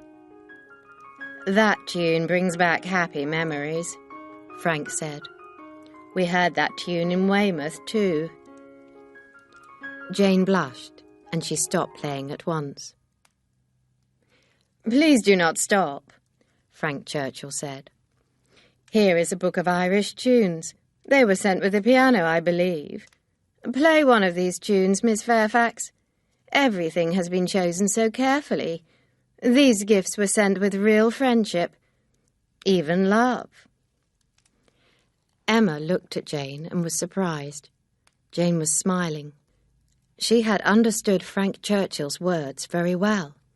He was talking about Mr. Dixon, a married man. Emma understood too. Mr. Dixon had sent the piano. Mr. Dixon had married Miss Campbell, but he loved beautiful, perfect Miss Fairfax. "That is her secret," Emma thought. That is the secret that Jane is hiding. I am sure that is the truth." At that moment, Miss Bates looked out of the window. "Oh, there is Mr. Knightley riding by on his horse," she cried.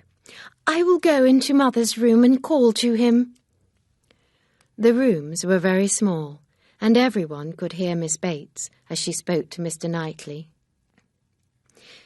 "Thank you so much for sending your carriage for us last night," she said through the open window. "Do come in and see us all." "How is your niece, Miss Bates?"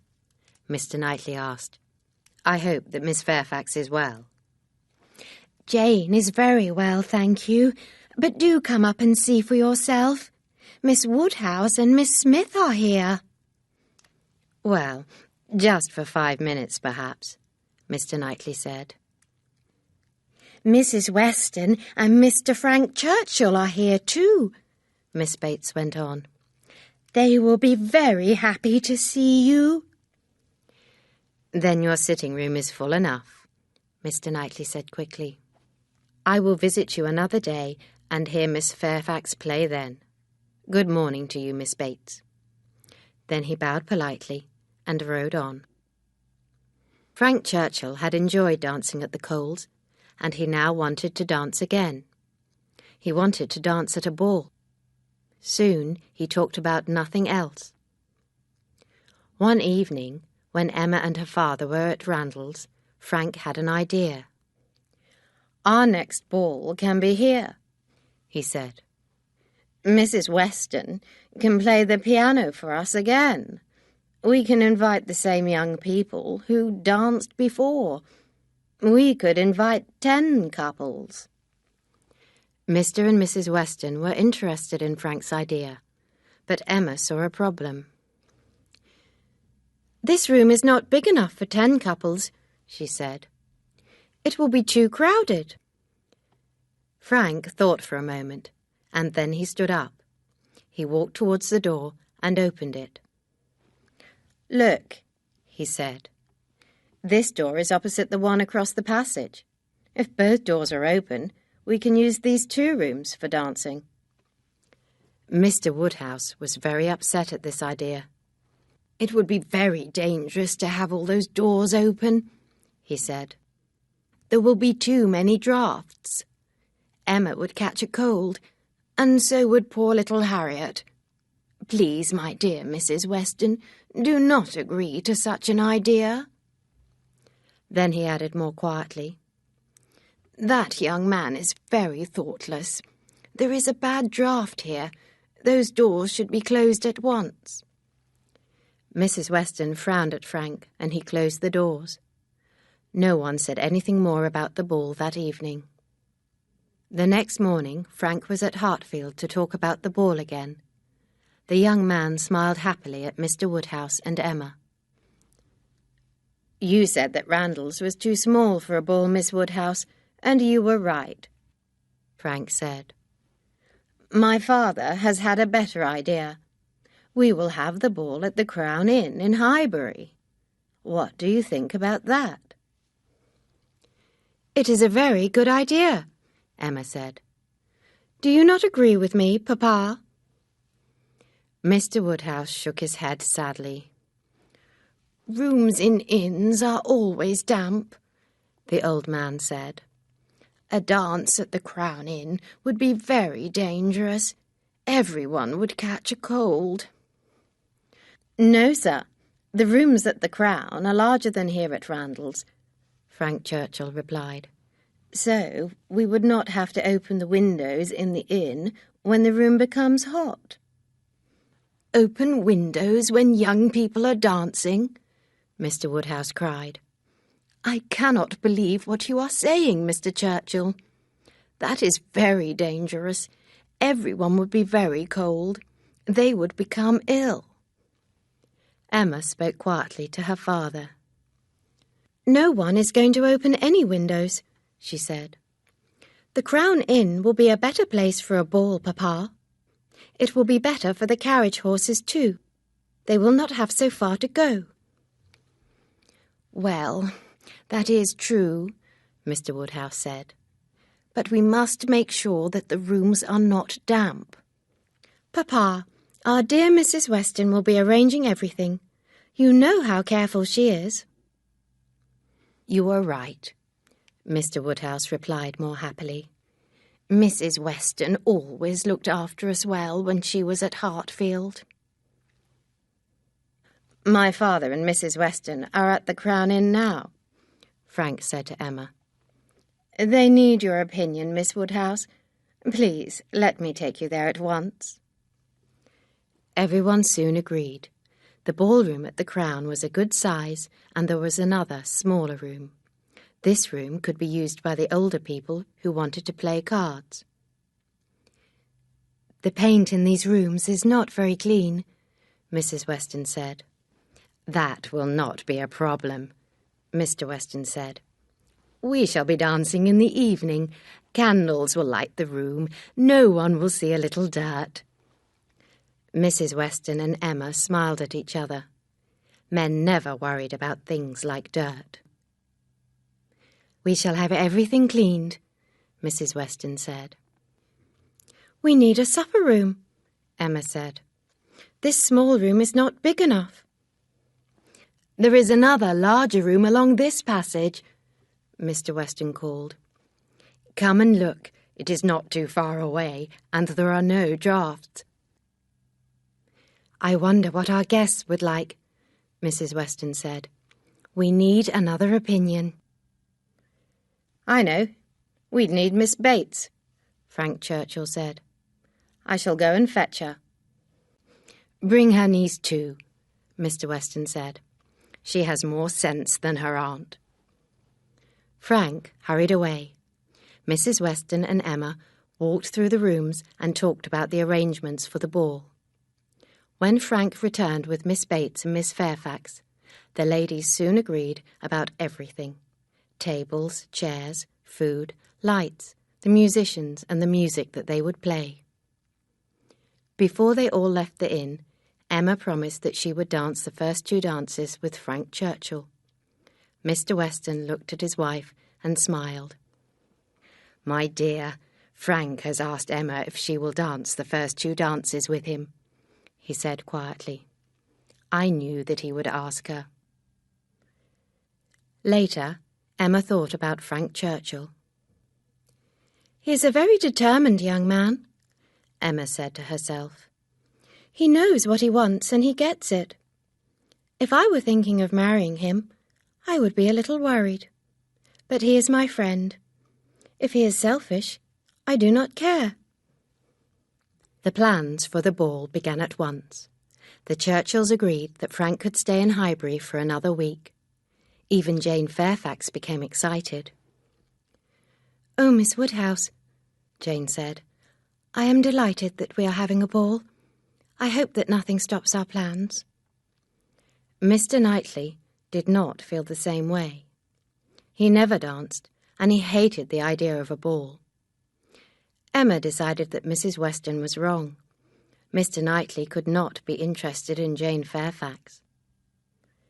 And then a letter arrived from Emscombe in Yorkshire. Mrs. Churchill was ill. Frank Churchill had to return home at once. There would be no ball. Frank sent Emma a note and then went to see her at Hartfield. "I have been so happy these last 2 weeks," Frank said. "But now everything has changed. There can be no ball, and I cannot stay in Highbury. I have to leave this morning, at once. I shall hear about you all from Mrs. Weston's letters, of course." "Do you not even have time to say goodbye to Miss Bates and her niece?" Emma asked with a sad smile. "I called there before I came here," Frank said quickly. "Miss Bates was out, and I could not wait for her to return. But I think that you must understand, Miss Woodhouse. You understand things so quickly. I had to call there, and to see you at Hartfield too." "Of course you had to see Miss Bates," Emma said quickly. Frank did not answer. In a few minutes he had bowed, shaken Emma's hand, and was gone. Am I in love with Frank Churchill? Emma asked herself. I am sure that he is in love with me. I shall never marry, of course, but his feelings for me are very strong. Perhaps I do love him a little. So Frank Churchill left Highbury, and everyone except Mr. Knightley was very unhappy. Emma went to visit Jane Fairfax that afternoon, but Jane was feeling unwell. She had a very bad headache and could not see Emma. Then news came to Highbury that Mr. Elton was married. He would soon be returning with his new bride. Everyone in Highbury began talking about Mr. and Mrs. Elton. In a few days, Mr. Frank Churchill was almost forgotten, except by his friends. Harriet was very upset when she heard the news about Mr. Elton's marriage. The young girl had not expected the vicar's marriage to happen so soon. She wept for many hours, and Emma listened to her friend talking about her love for Mr. Elton. Poor Harriet! She has a warm, loving heart, Emma said to herself. She is so different from cold Jane Fairfax.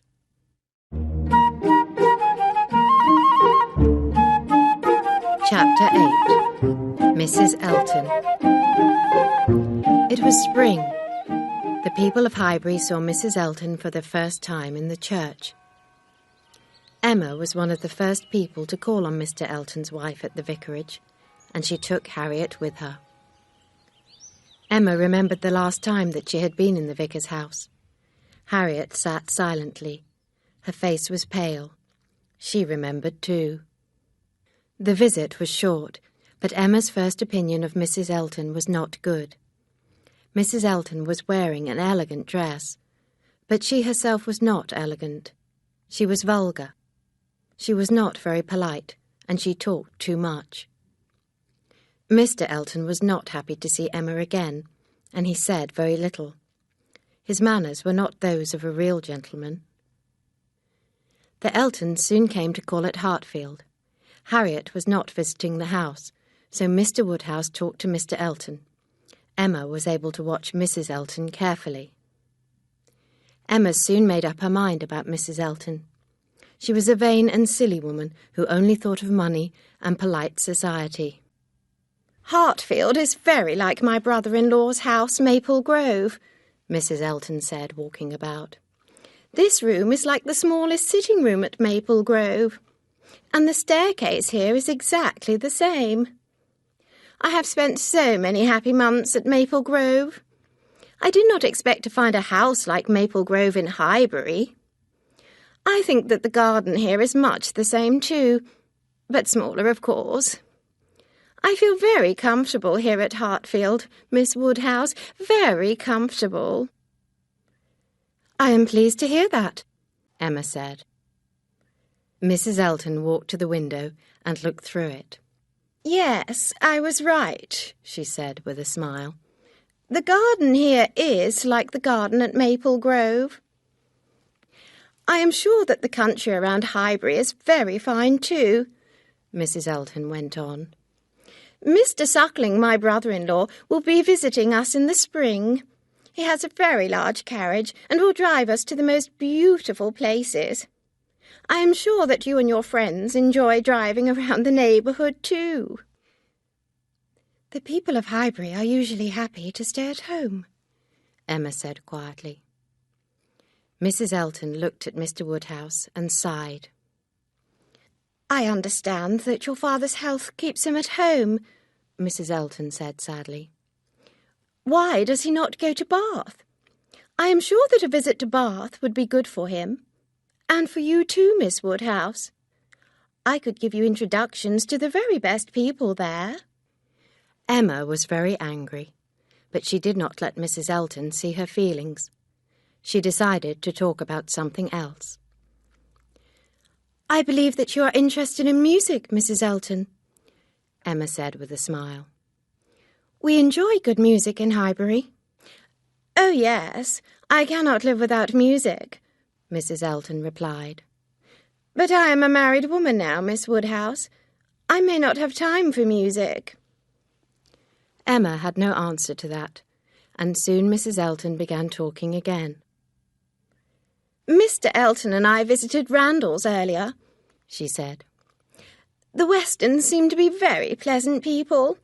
Mrs. Weston was your governess, I believe. She has very good manners. But who do you think came in when we were there, Miss Woodhouse? Emma did not know. It was Knightley, Mrs. Elton said happily. My husband's friend, Knightley. I like Knightley very much. He is a real gentleman. I shall invite him to dine at the vicarage. It was time for the Eltons to leave. Emma was delighted to see them go. What a vulgar woman, Emma said to herself when she was alone. She thinks that Mr. Knightley is a gentleman.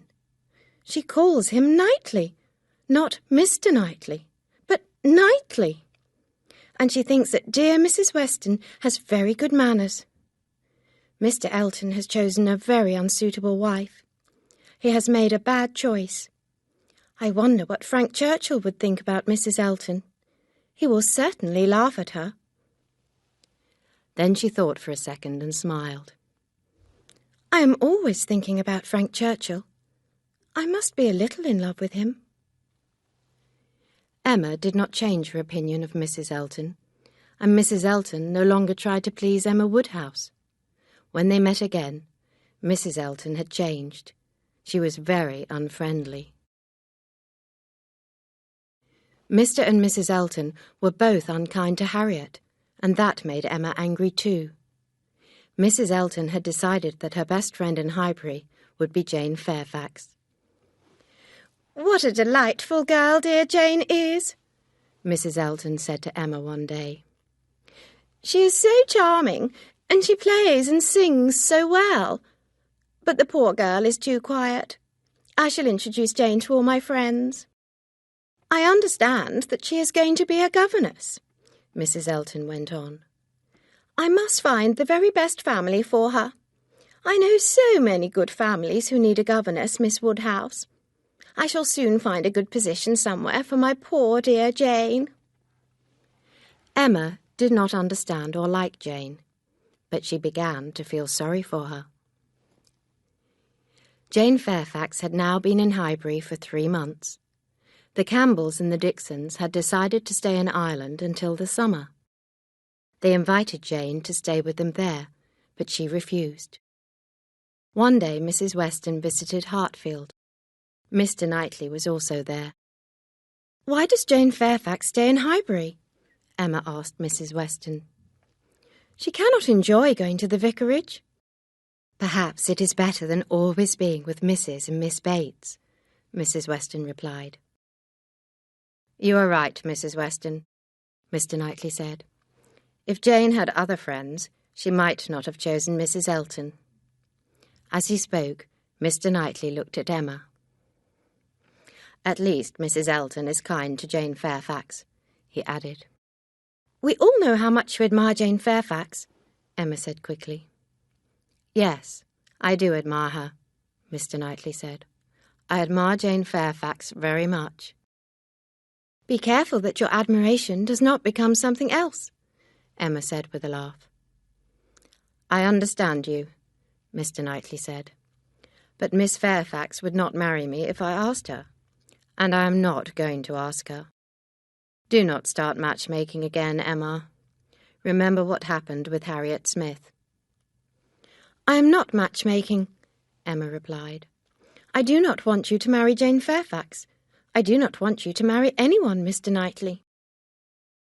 Mr. Knightley smiled. Jane Fairfax is very charming, but she is not perfect, he said. She keeps her thoughts to herself. I like people to say what they think. Jane is a woman of strong feelings, but she is very reserved. I admire her, but that is all. After Mr. Knightley had left, Mrs. Weston looked at Emma and laughed. Mr. Knightley is very sure that he does not love Jane, Mrs. Weston said. Perhaps he is too sure. We shall see. Chapter 9. Hartfield. Mr. Elton and his new wife received many invitations from the people of Highbury.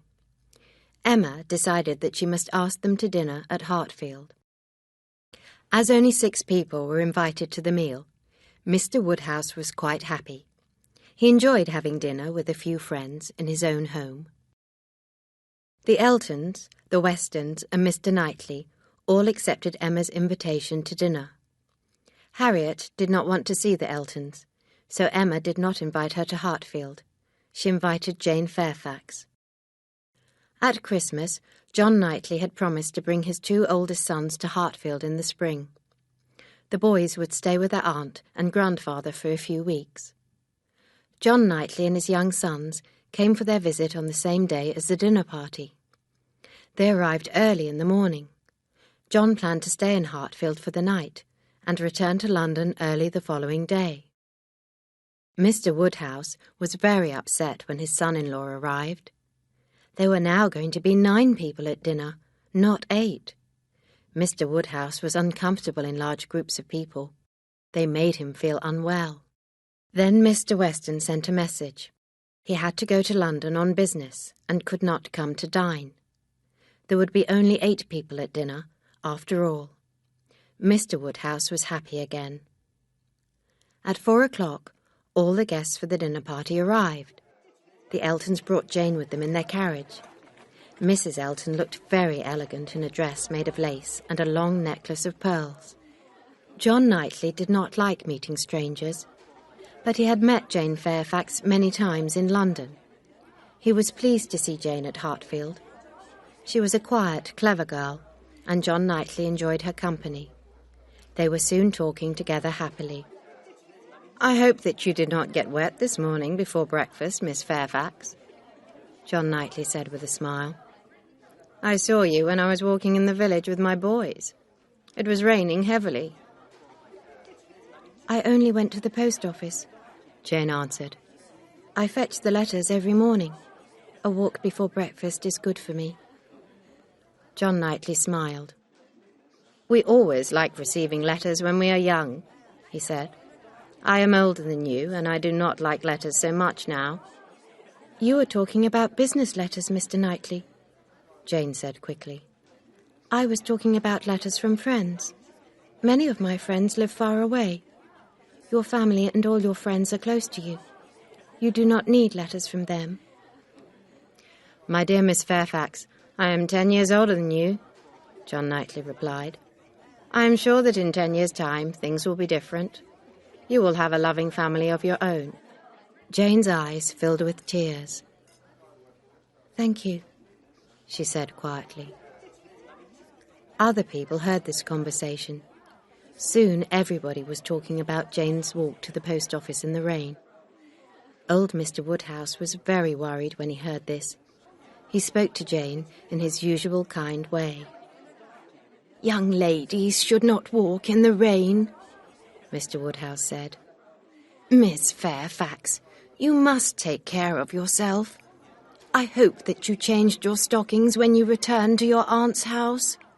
Wet stockings are very dangerous." Then the kind old man added, "I am so pleased to see you here, Miss Fairfax, and my daughter is too." Mrs. Elton was not as polite as Mr. Woodhouse. "You were walking in the rain?" she cried. "What a silly girl you are! We cannot let you do that again, can we, Mrs. Weston? The servant who gets our letters from the post office can get yours too, Jane." "You are very kind, Mrs. Elton," Jane said.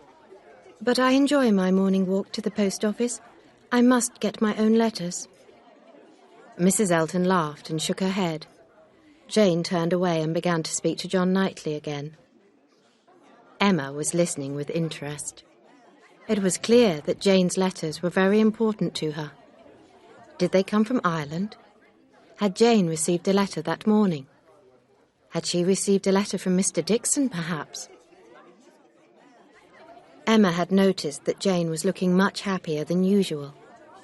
Emma smiled at her, and the 2 beautiful girls walked into the dining room together. They sat beside each other during dinner. Mr. Knightley was very pleased to see that Emma and Jane were becoming friends. After dinner, Mrs. Elton sat next to Jane and began talking to her in her loud voice. "I am getting worried about you, Jane," Mrs. Elton said. "It is already April, and you plan to be a governess by June. Have you had any answers to your inquiries?" "I have not made any inquiries," Jane said. "The Campbells will be in London by June, and I must spend some time with them." "But all the best positions go to people who make inquiries early," Mrs. Elton cried. "I shall tell my friends all about you. You are so clever and well educated. I must find you a position with a very good family. I know that you are shy, but I can help you. Do not worry." "Thank you," Jane said quietly. "But for the next few months, I shall be staying in Highbury." At that moment, everyone was surprised when Mr. Weston came into the room. "I got back from London an hour ago," he said. "I bring you good news, Anne," he said to his wife. "It has come in a letter. Read it, my dear, and you too, Emma." Mrs. Weston took the letter and smiled as she read it. It was from Frank Churchill. He was writing to say that Mrs. Churchill was tired of her home in Yorkshire. The Churchills were planning to stay in London for a few months, so Frank would be staying only 16 miles from Highbury. Mrs. Weston was as happy as her husband. Emma was not sure about her own feelings. Would she be happy to see Frank Churchill again? She would have to think about that. Mr. Weston looked around for someone to talk to about Frank. Jane Fairfax was having a conversation with John Knightley. His brother, Mr. Knightley, was frowning.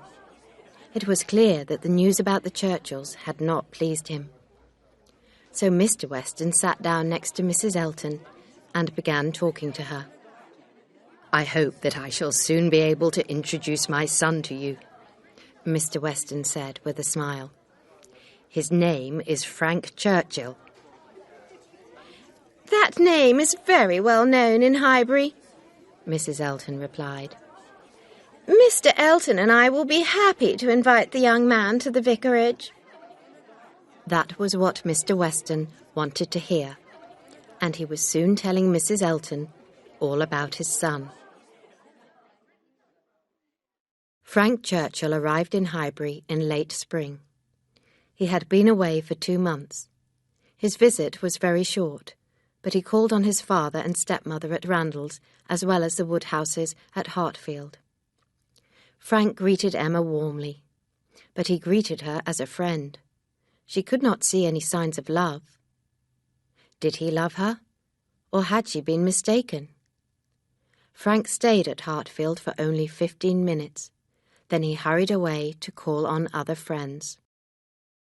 Then Frank left Highbury suddenly and returned to London for 10 days. When he came back to Highbury again, he brought more news.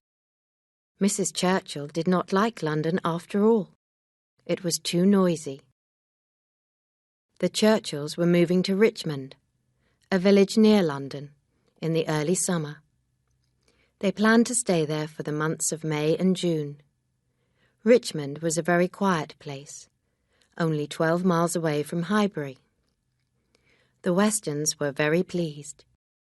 And there was more exciting news for the people of Highbury. Frank Churchill had not forgotten about the plans for a ball at the Crown Inn. He told the Westons to choose the day and make all the arrangements. The young people of Highbury were all delighted. Chapter 10. The Ball. It was the day of the ball, and the weather was wet. Frank Churchill had arrived at the Westons' house, Randalls, before dinner. He heard that everything was ready. All the arrangements for the ball had been made. There was no time for him to visit the Woodhouses at Hartfield that day. Emma and Frank would meet at the ball itself. "There will be a crowd of people there," Emma thought. "That will be better. I shall be able to hide my feelings about Frank." Mr. Woodhouse was not going to the ball. Emma had invited his old friends, Mrs. Bates and Mrs. Goddard, to Hartfield. The three old people would enjoy a quiet dinner and a game of cards together. Emma and Harriet arrived at the Crown Inn before most of the other guests. The Westons and Frank Churchill were already there. The friends saw that everything was ready.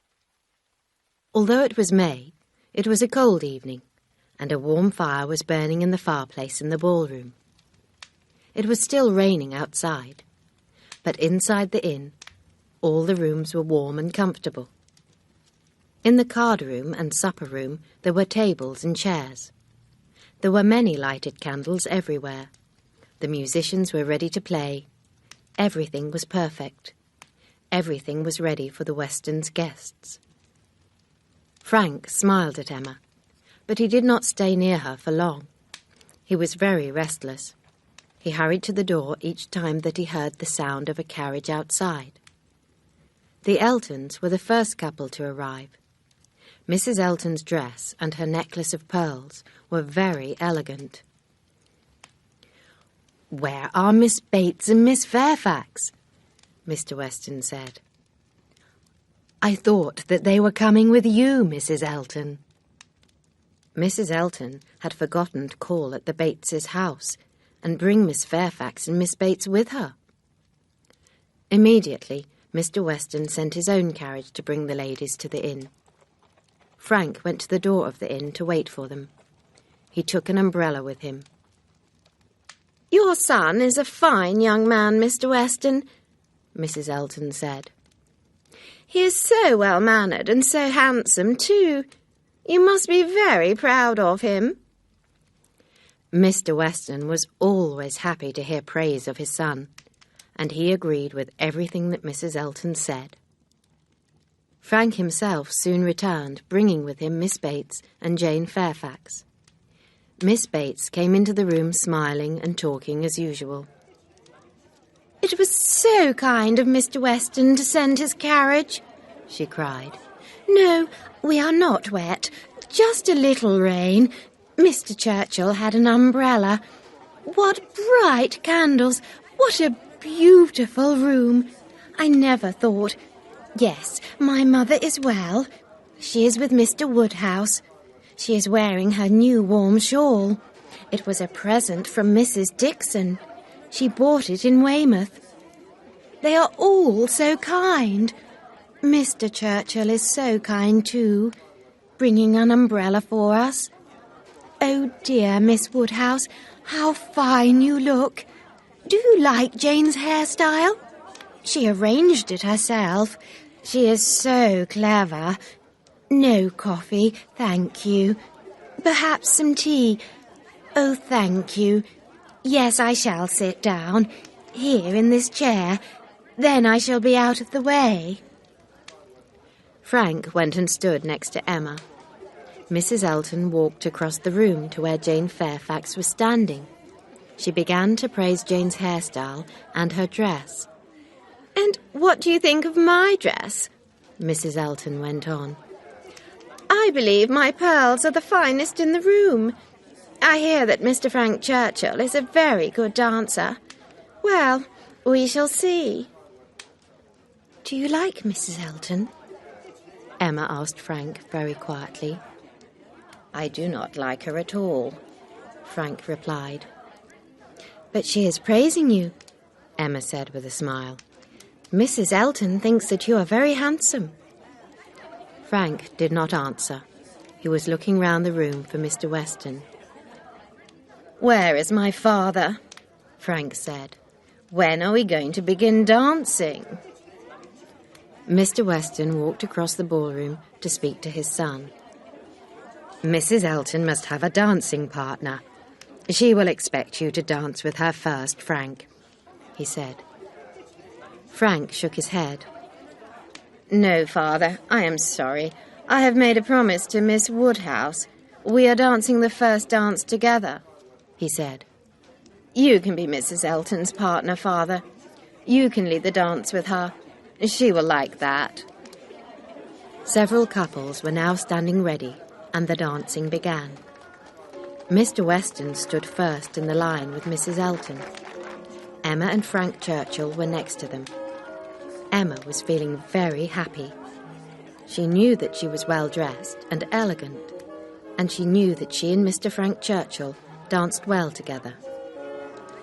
Emma saw Mr. Knightley standing and talking to some other guests. "It is a pity that Mr. Knightley is not dancing," she thought. "He looks so tall and handsome. He is the most handsome man in the room, after Frank Churchill." Harriet Smith was not dancing either, and Emma felt sorry for her. Mrs. Weston did too. Mr. Elton was walking about the room without a dancing partner, and Mrs. Weston spoke to him. "You are not dancing, Mr. Elton," she said. "Shall I find you a partner for the next dance?" Mr. Elton smiled. "I would be happy to dance with you, Mrs. Weston," he said politely.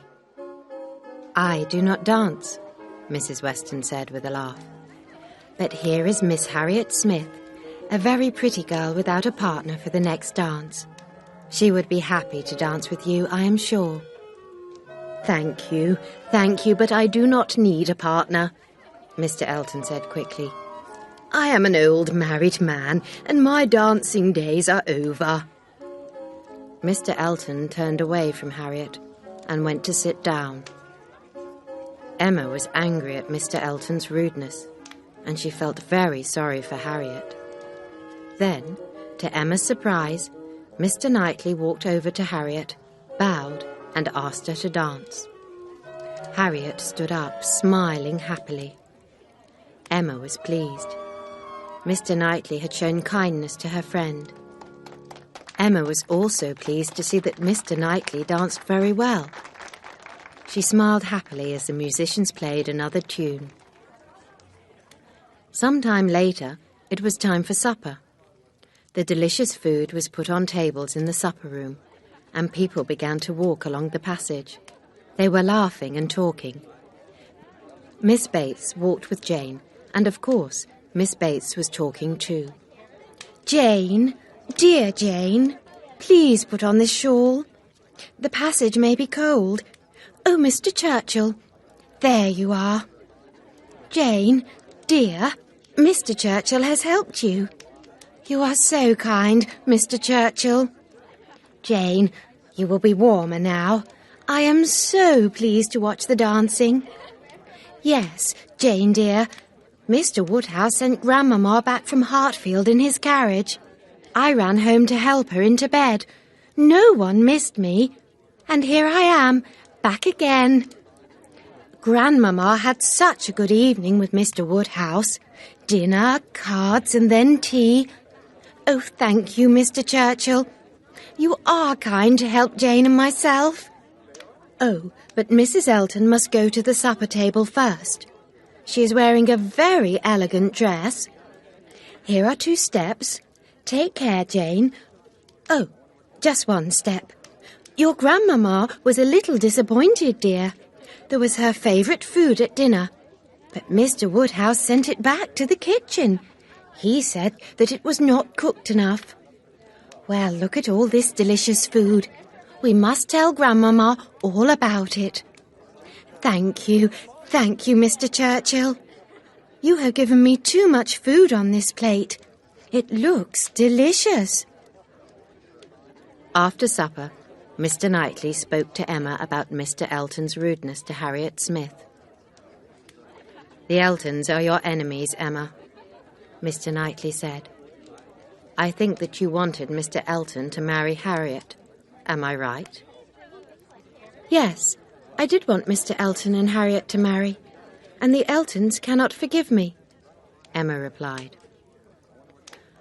"Well, I do not agree with your matchmaking, but Harriet was the better choice for Mr. Elton," Mr. Knightley said. "Harriet Smith is a sweet, kind girl. These are good qualities, but Mrs. Elton has no good qualities at all." Soon, Mr. Weston was asking everyone to begin dancing again. "Come along, Emma," he cried. "Show everyone what to do."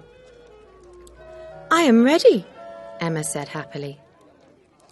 Who are you going to dance with? Mr. Knightley asked her. With you, if you will ask me, Emma replied with a smile.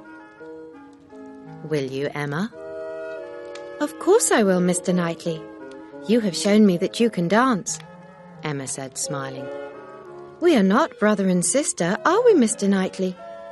We are very good friends. Brother and sister? Certainly not, he replied.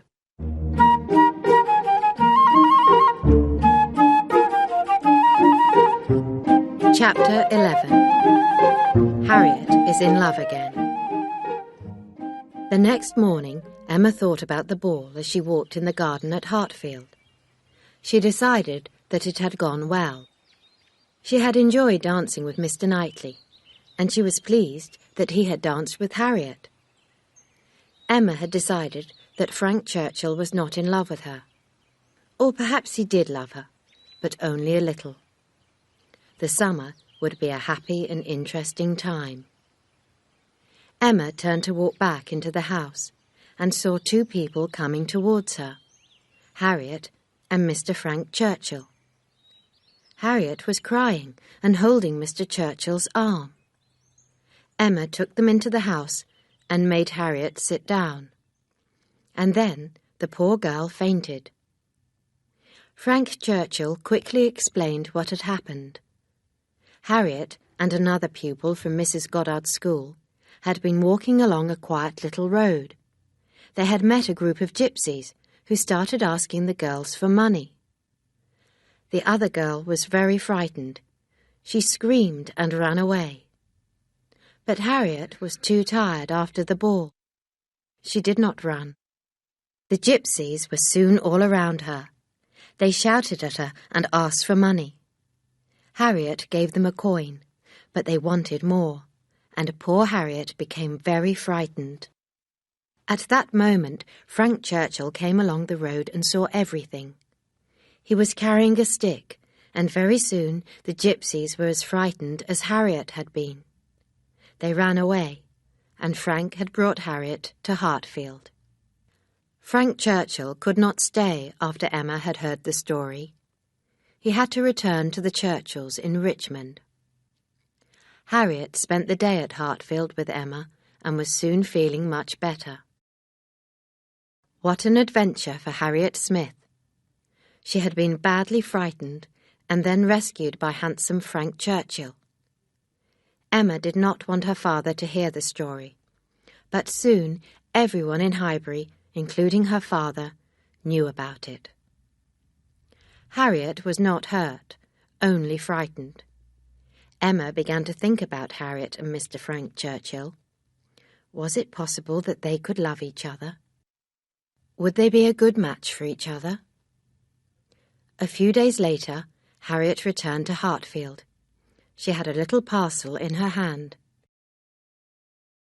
Miss Woodhouse, if you have time, I have something to tell you, Harriet said. I have been very silly. I want to tell you everything. Emma was very surprised, and she asked Harriet to go on. I do not care if I meet Mr. Elton or not, Harriet said. I wanted to tell you that, and I think that Mrs. Elton is very bad-tempered. I do not like her at all. I have been very silly, Miss Woodhouse, but my feelings have changed. I want to show you that I no longer love Mr. Elton. Look. Harriet slowly untied the parcel. Inside the paper there was a little box. Harriet lifted the lid of the box. Emma looked inside it and was surprised. All I can see is a piece of plaster and the end of an old pencil, Emma said slowly. What have they to do with Mr. Elton, Harriet? Surely you remember, Miss Woodhouse, Harriet said. One day, Mr. Elton cut his finger, and I gave him some plaster. There was a little piece of the plaster which he did not use. He held the piece in his hand for a time, and here it is. This was his pencil, but it was too small, and he threw it away. Later on, I picked it up and kept it. Look, Miss Woodhouse, I am going to throw the pencil and the plaster onto the fire.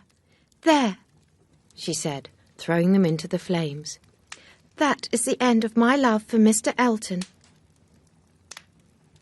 I shall never marry now, Harriet added. The man whom I love will never know my feelings. I admire him so much, but he will never know. I shall never tell him of my love. Tell him? Tell who, Harriet? Emma cried. Who are you talking about? She was becoming tired of this word game.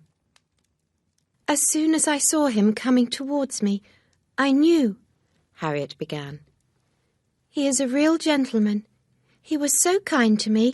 I shall never forget it.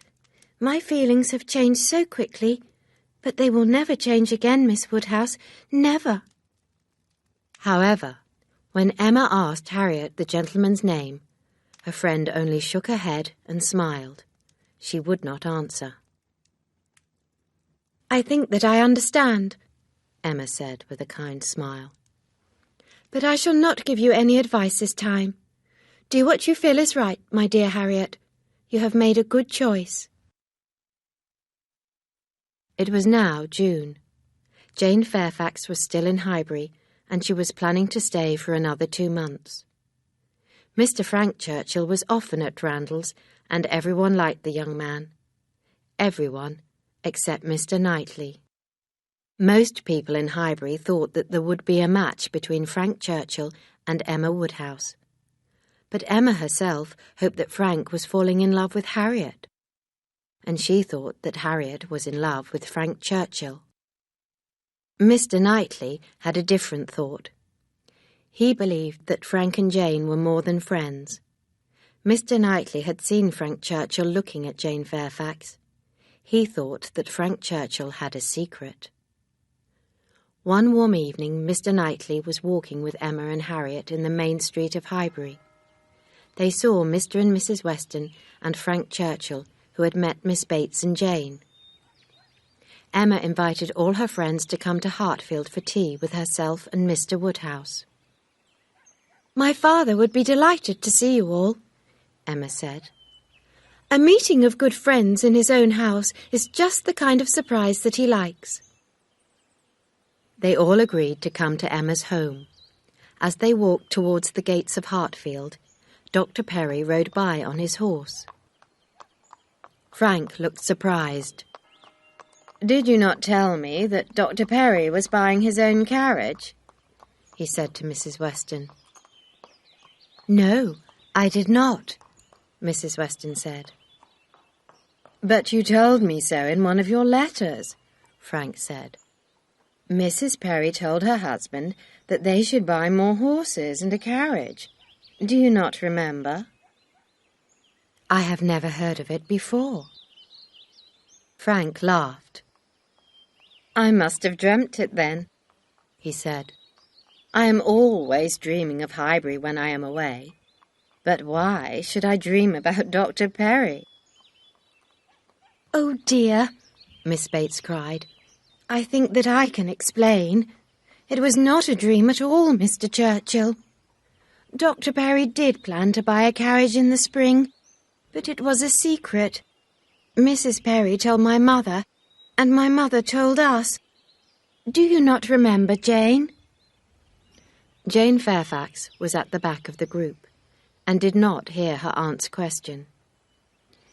Oh, well, perhaps I told someone else, Miss Bates went on. I do talk a lot, I know. I must have told someone about the carriage. Mr. Knightley looked at Frank. The young man had heard Miss Bates's words. Now Frank was looking at Jane and trying not to laugh. Jane did not notice that Frank was looking at her. She walked on into the house. The visitors were soon sitting at the large dining table at Hartfield and drinking tea. Frank sat down next to Emma. Frank picked up a little wooden box that was on the table and opened it. The box belonged to Emma's young nephews.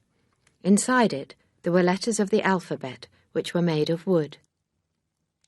let us play a word game with these letters," Frank said to Emma. As he spoke, Frank took a few letters from the box and put them on the table. Then he made a word and pushed the letters across the table towards Jane Fairfax. Jane soon guessed the word, but she pushed the letters away again. Harriet picked them up and tried to make the word with Mr. Knightley's help. "Mistake," Harriet cried. "The word is mistake."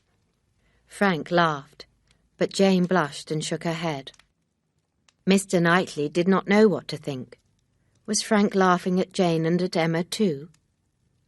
Frank pushed another 5 letters towards Emma and smiled. She quickly made them into a word and then moved the letters about again. "Shall I ask Jane to make this word?" Frank said quietly to Emma. "No, you must not," Emma replied, but Frank had already pushed the 5 letters towards Jane. Mr. Knightley saw that the letters made the name Dixon. Jane looked very unhappy. "People's names cannot be used in the game, Mr. Churchill," she said. Then she turned towards Miss Bates and spoke to her quietly. Miss Bates stood up. "Yes, my dear Jane, you are right," she said. "It is time to go." Jane stood up too and put on her shawl. Frank pushed some more letters towards Jane, but she turned away. Mr. Knightley did not see if Frank spoke to her or not. Mr. Knightley stayed on at Hartfield when the others had all gone home. "A strange game was played here tonight," he said to Emma. "I was watching Jane Fairfax and Frank Churchill. There is a secret between them, I am sure.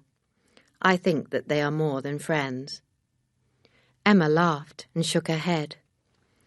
"A match between Jane Fairfax and Frank Churchill? No, you are wrong, very wrong, Mr. Knightley," Emma said.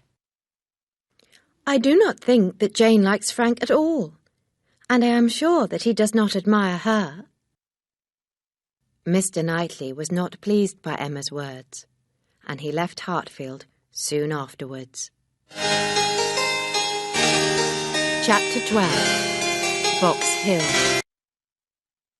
It was now the middle of June, and the weather was sunny and hot. Mrs. Elton was making plans for a picnic on Box Hill. Box Hill was the most beautiful place in the neighbourhood. Mrs. Elton and her friends were going to drive there in their carriages. They would take food and drink with them. Mrs. Elton started to make all the arrangements. Emma had never been to Box Hill, and she wanted to go there, but she did not want to go with Mrs. Elton. Mrs. Elton went on with her plans for the picnic, and then one of the horses went lame. The visit to Box Hill could not take place that day. "What shall we do, Knightley?" Mrs. Elton cried.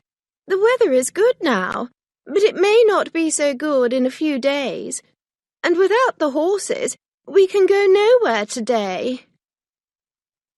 "You can come to Donwell Abbey," Mr. Knightley said. "You will not need horses and carriages. You can walk from the village to my house. My strawberries are very fine this year. Come to Donwell Abbey and eat them." Mrs. Elton was delighted. "What a good idea, Knightley," she said. "All our friends will be there, of course. I shall arrange everything for you. I arrange parties very well." "You may arrange parties in your own house, Mrs. Elton, but not in mine," Mr. Knightley said. "If I ever marry, my wife will make all the arrangements. Until then, I shall arrange things at Donwell Abbey myself." "Well, you are a strange man," Mrs. Elton said with a laugh. "But I expect that my ideas will be the same as yours. Everything will be very easy, of course. We can all walk about, eat the strawberries, and sit together for a picnic under the trees." "I am sorry, but my ideas are different from yours, Mrs. Elton," Mr. Knightley said. Eat strawberries in the garden if you wish, but my servants will prepare food and we will eat it inside, in the dining room. I want everyone to be cool and comfortable when they visit Donwell Abbey." Mr. Knightley was thinking of Mr. Woodhouse. He wanted the old man to enjoy a day at Donwell Abbey with his friends. If Mr. Woodhouse had to sit outside on the grass and eat a meal, he would be upset. However, he would enjoy a meal while he sat in his good friend's dining room. Everyone accepted Mr. Knightley's invitation to enjoy his delicious strawberries at Donwell Abbey.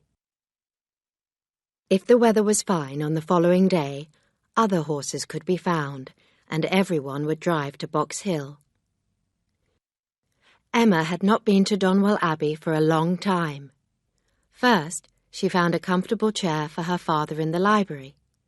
Mr. Knightley had put some interesting books and pictures on a table there. He knew that Mr. Woodhouse would enjoy sitting quietly and looking at them. Then Emma went outside. She walked around the beautiful gardens and looked at the fine old house. Everyone ate strawberries and praised the delicious fruit. But the sun was very hot, and soon everyone went to sit in the cool shade under some trees. They were all happy except for Mrs. Weston. Frank had not arrived, and she was worried about him. He was going to ride his horse to Donwell Abbey. She was worried that his horse had gone lame. Mrs. Elton was talking so loudly to Jane Fairfax that Emma could hear every word. "It is time for you to make a decision, Miss Fairfax," Mrs. Elton was saying. "It is now the middle of June. You cannot wait any longer. All the best positions for governesses will soon be taken. You must write a letter to my friend, Mrs. Smallridge, tomorrow." Jane did not answer. She stood up and spoke to Mr. Knightley. "Would you like to take your guests around the Abbey Gardens?" she asked with a smile. "Everything is looking so beautiful." Mr. Knightley was happy to do this, and he led the way. His guests followed him and admired the gardens full of beautiful summer flowers. It was now extremely hot. Most people soon went to sit in the cool shade under the trees once again. Beyond the trees, green fields went down to Abbey Mill Farm. A river ran from the hills and down past the farm. It was a beautiful view. Emma was surprised to see that Mr. Knightley was walking with Harriet. He was having a pleasant conversation with her. Very soon, it was time for everyone to go into the house and eat the delicious cold food that was ready for them. After the meal, Emma stayed in the house to talk to her father, and the rest of the party went out into the gardens again. The heat of the day made Mr. Woodhouse tired, and he fell asleep in his chair. Emma walked into the hall. She looked out of the tall windows at the fine gardens. Suddenly she saw Jane Fairfax hurrying back into the house. The young woman looked hot and tired. "Oh, Miss Woodhouse," Jane said. "I was looking for you. I am going home at once. I cannot find my aunt anywhere. Please will you tell her that I have gone, if you see her?" "Of course I will," Emma said. "But surely you are not going to walk back to Highbury alone? Let me ask Mr. Knightley if you can use his carriage." "Thank you, Miss Woodhouse. Thank you very much. But I do not need a carriage. I walk fast. It will only take me 20 minutes, Jane replied. "But it is hot, and you look tired," Emma said kindly. "I am tired, but only in my mind," Jane replied. "I want to walk, and I need to be alone." And she hurried away. Emma returned to the library, but her father was still asleep. About 15 minutes later, Frank Churchill came into the room. He looked hot and angry. "I could not come before," Frank said to Emma. "Mrs. Churchill is ill again.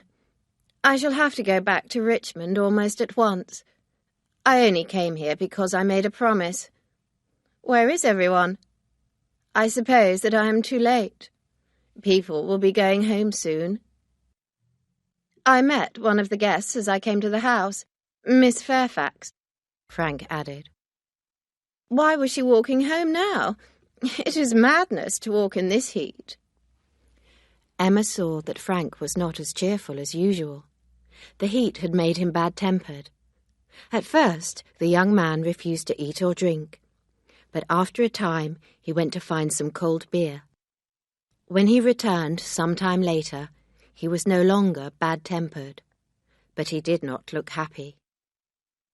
I hope that you found something to eat and drink, Emma said with a smile. Yes, thank you, Miss Woodhouse, Frank replied.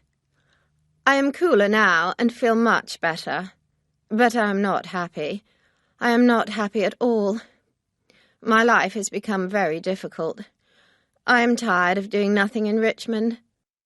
I can never be happy in England. I am sure of that. I think that I shall go overseas for a couple of years. But you are happier now than when you first arrived at Donwell Abbey, Emma said, smiling. We are all going to Box Hill tomorrow. It is a beautiful place. You must come with us, Mr. Churchill. Your father and Mrs. Weston have arranged everything. At first, Frank refused, but then he said, Well, if you wish me to stay in Highbury and go with you to Box Hill tomorrow, Miss Woodhouse, I will. Next day the weather was fine, and everyone got ready for the visit to Box Hill. Mr. and Mrs. Weston had made all the arrangements, and everything was well planned. Everyone except Mrs. Weston made the 7-mile journey to Box Hill in their carriages. Mrs. Weston was expecting a child, and on this day she felt tired. She agreed to stay at Hartfield with Mr. Woodhouse. The countryside around them was beautiful, but no one seemed happy. The weather was very hot, and the visitors were soon tired. They did not want to walk very far. Mr. and Mrs. Elton walked away by themselves. They did not talk to anyone. Things were a little better when everyone sat down on the grass to eat the picnic. Mr. Weston had brought lots of delicious cold food and drink for everyone. Frank Churchill sat next to Emma and began to pay her a lot of attention. His conversation was lively and interesting. Emma laughed at his words, but she did not really feel happy. Emma was not sure if Frank was happy or not. You are the only one who is talking, Mr. Churchill, Emma said at last. Everyone else is silent. Why is that? What is everyone thinking about? Frank suddenly stood up. Why is everyone so quiet? He said loudly. We have all come here to enjoy ourselves, but no one looks happy. Why not? Ladies and gentlemen, you heard Miss Woodhouse. She wants to know what each of you are thinking. Some people laughed, but the Eltons looked angry. Mr. Churchill is not telling the truth, Emma said with a laugh. I do not want to know what everyone is thinking. I cannot ask that. Well then, I have a better idea, Frank said. There are 8 of us here. This is what you must do. It is Miss Woodhouse's wish. Everyone must say one very clever thing, or 2 things that are quite clever, or 3 things that are very dull. Oh, that will be easy for me, Miss Bates said happily. 3 dull things. Yes, I shall be able to think of 3 dull things very easily. Only 3 things, Miss Bates? That might be a problem, Emma said. You will find it difficult to say only 3 dull things at one time, I am sure. At first, Miss Bates did not understand Emma's words. Then she blushed. I am not clever like my friend Miss Woodhouse, she said. I talk too much, and I do not think enough. I am sorry. I shall try to be quiet. There was silence, and then Mrs. Elton spoke. Miss Woodhouse, you will excuse Mr. Elton and myself. We have nothing clever to say to you.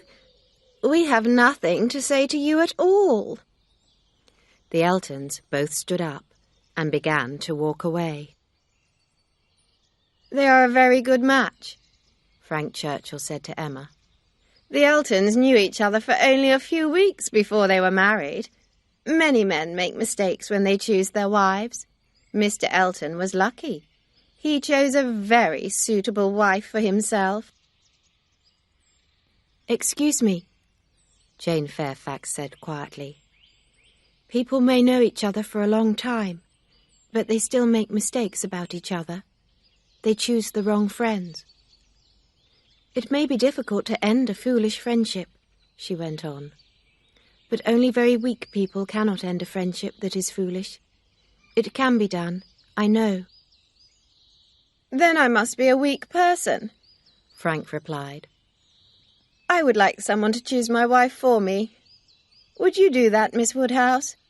I am in no hurry, but my wife must be lively. She must have a beautiful complexion and have hazel eyes. She must be as charming as yourself. I shall return for her in 2 years. Emma smiled. Frank could be talking about Harriet, she thought. Except that he wants a wife with hazel eyes. Jane's pale face had become red, and she looked upset. Let us go for a walk, Ma'am, Jane said to her aunt. Miss Bates and Jane Fairfax walked away, and Mr. Knightley followed them. Frank Churchill went on talking and making jokes until even Emma was tired of him. She was very pleased when the servants said that the carriages were ready to leave. Soon, everyone began to walk slowly towards their own carriage. The visit to Box Hill had not been pleasant for anyone. Everyone was glad to go home. Mr. Knightley walked up to Emma and spoke to her quietly. Emma, you have behaved very badly, he said. You have been very rude to Miss Bates, and you were rude to her in front of all her friends. I could not believe that you made those remarks. Emma blushed, and she tried to laugh. My remarks were not so very bad, she said. I do not think that Miss Bates understood me. Yes, she did understand you. Miss Bates understood you very well. But she did not make a remark about your bad behaviour herself. She is too kind. Oh, Miss Bates is a good woman, Emma said. Everyone knows that. But she is silly too. You must agree. Perhaps she is silly, Mr. Knightley replied. Miss Bates is also old and very poor. She needs kindness from you, Emma, not rudeness. You are an important person in Highbury, and you should have behaved better. I am ashamed of you. Mr. Knightley helped Emma into her carriage. He did not say another word. Emma was very unhappy, and she could not speak. She looked up once and held out her hand, but Mr. Knightley had turned away, and the carriage moved on. Emma cried all the way home.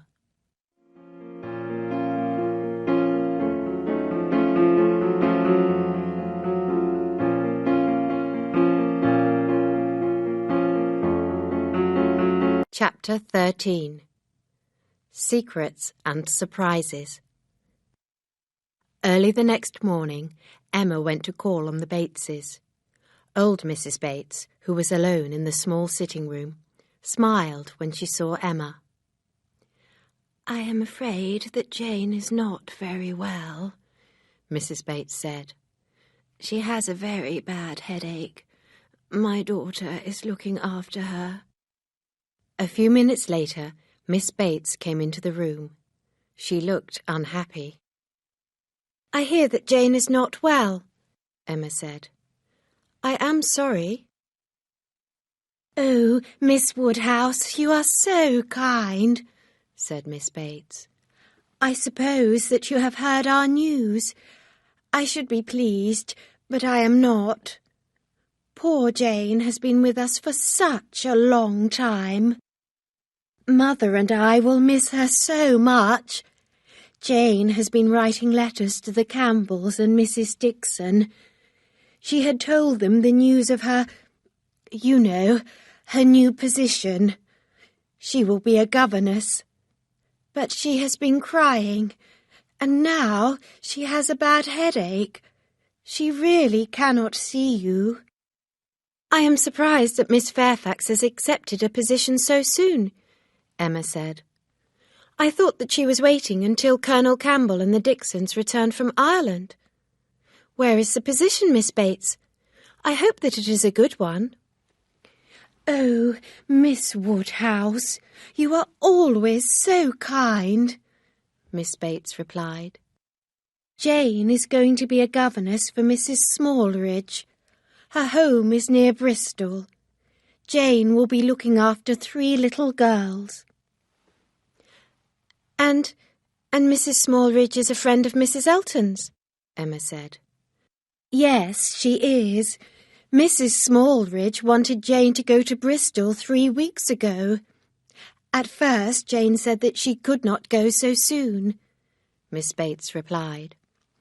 "We spent yesterday evening at Mrs. Elton's house. Just before tea we heard that Mr. Frank Churchill had been called back to Richmond. Then after tea, poor dear Jane decided that she would go to Mrs. Smallridge at once. The news was quite a surprise to me. Quite a surprise. Oh, I see that you are looking at the piano, dear Miss Woodhouse. Well, it must stay there until Colonel Campbell comes back to England. It was his gift, or his daughter's perhaps. I do not know. Poor Jane, she is so upset. Please excuse me, Miss Woodhouse. I must go back to her. I will give Jane your good wishes." When Emma got back to Hartfield, Mr. Knightley and Harriet were sitting with her father. Mr. Knightley stood up as Emma came into the room. "I am going to London, Emma," he said. "I have come to say goodbye before I go." "Emma has been calling on our dear friend, Miss Bates," Mr. Woodhouse said. "She went there after breakfast, as I told you." Emma looked up at Mr. Knightley and smiled at him. He understood why Emma had gone to the Bateses' house. He was pleased. Emma had made a bad mistake at Box Hill, but today she had behaved well and had shown good manners. Mr. Knightley took Emma's hand, held it, and smiled too. In another minute he had gone. Emma told her father what Jane had decided. Mr. Woodhouse was surprised and upset. He was very fond of Jane Fairfax. Emma and her father talked about the news all evening. But the next day brought even more surprising news. Mrs. Churchill was dead. No one had believed that the selfish old woman was ill. For the first time in 25 years, people found good things to say about her. Even Mr. Weston was sorry, but he was also thinking about his son. Mrs. Churchill's funeral was going to take place in Yorkshire. Emma thought about Frank too. "Frank can make his own decisions about his future life now," she said to herself. "If he wanted to marry Harriet, it would not be a problem now." Then Emma remembered that Jane Fairfax would soon be leaving Highbury. Emma was sorry that they had not been good friends, and she invited Jane to spend a day at Hartfield. But Jane was ill. She was too ill to visit or even to write. She had bad headaches and could not eat. Dr. Perry was very worried about Jane. He said that Jane was too ill to leave Highbury. He wanted her to rest. The doctor told Miss Bates that Jane's health would be in danger if she went to work for Mrs. Smallridge. Emma wrote to Jane again. She offered Jane a ride in the Woodhouses' carriage. Jane sent an answer to Hartfield. She was too ill to go out, and she refused Emma's offer. But later that day, someone saw Jane walking in the fields near Highbury. Then Emma understood that Jane did not want to see her, and she was sorry. About 10 days after Mrs. Churchill's death, Mr. Weston called at Hartfield to see Emma. "Please come to Randalls as soon as you can, Emma," he said.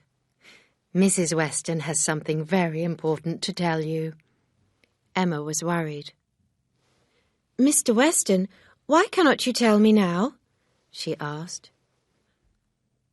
"No, I promised Mrs. Weston that I would not tell you," Mr. Weston replied.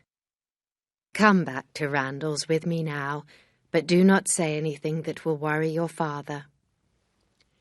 Emma told Mr. Woodhouse that she was going for a walk, and she hurried out with Mr. Weston.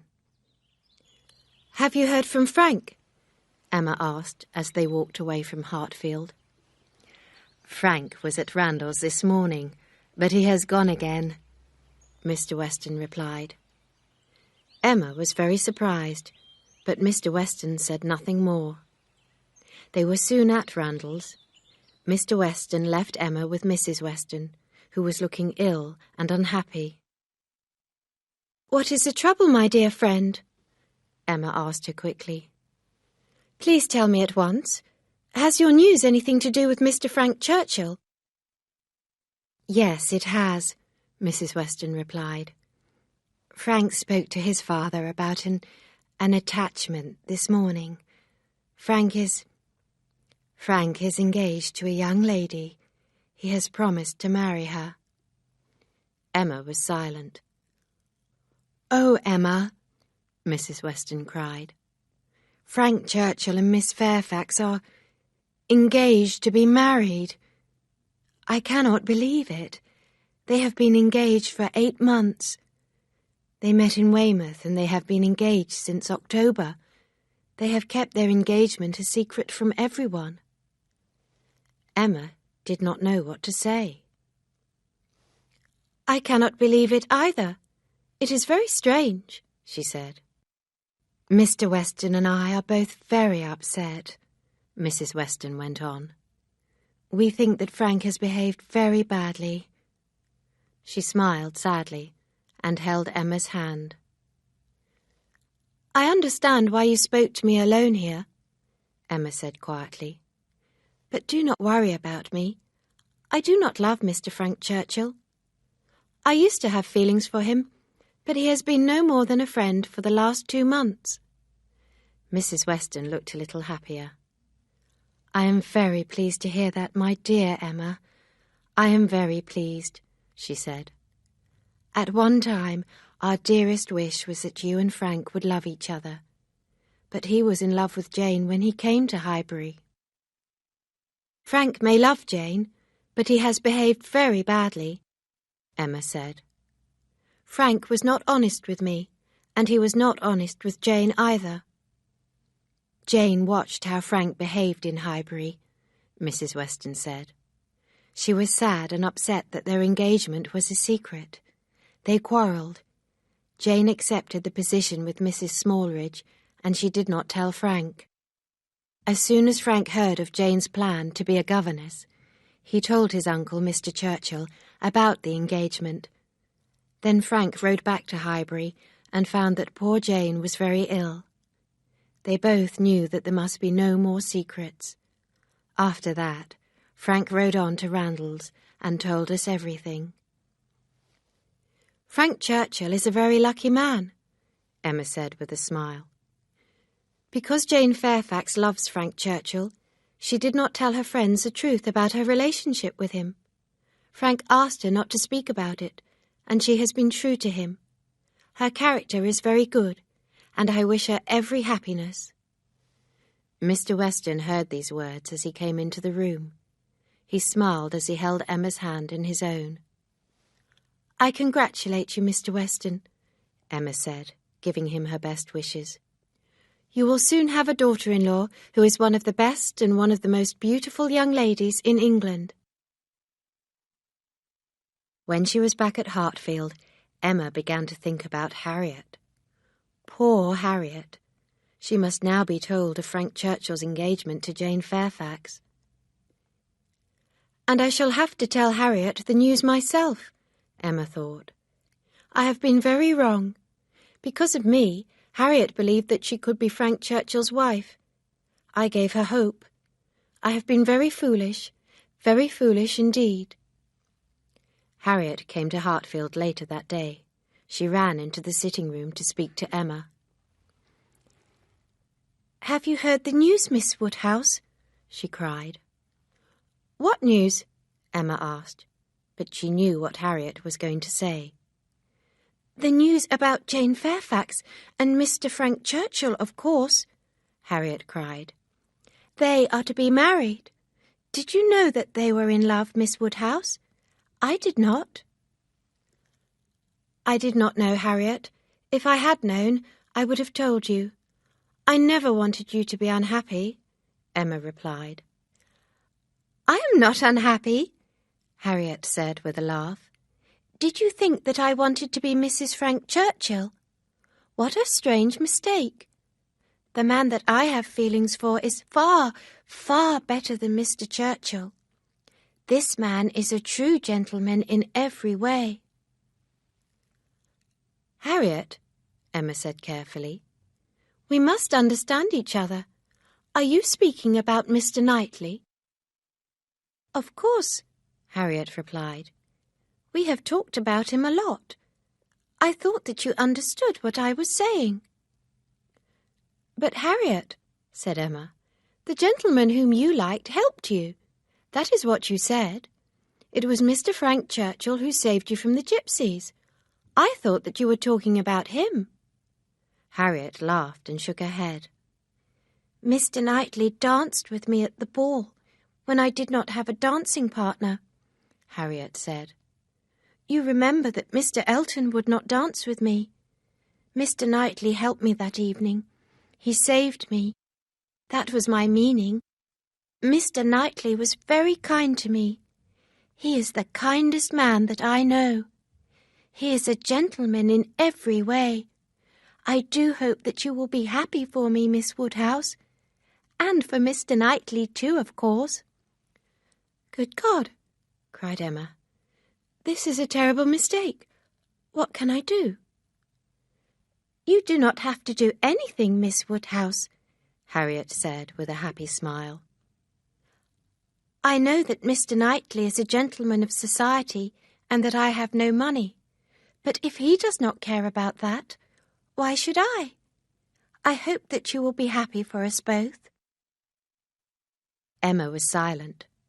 Then she spoke very quietly. "Do you think that Mr. Knightley feels the same way about you, Harriet?" Emma asked. "Oh, yes, Miss Woodhouse. I am pleased to say that I do think that," Harriet replied. Emma could not believe it. She tried to understand her own feelings. Why did the news about Harriet and Mr. Knightley make her feel so unhappy? And then at last she knew the truth. Mr. Knightley must marry Emma herself. Emma had to listen to Harriet praising Mr. Knightley and explaining her feelings for him. "He was so kind to me at Donwell Abbey," Harriet said. "He paid a lot of attention to me. He walked with me and no one else. He asked me then if I had feelings for anyone. I did not answer, but I understood him at once."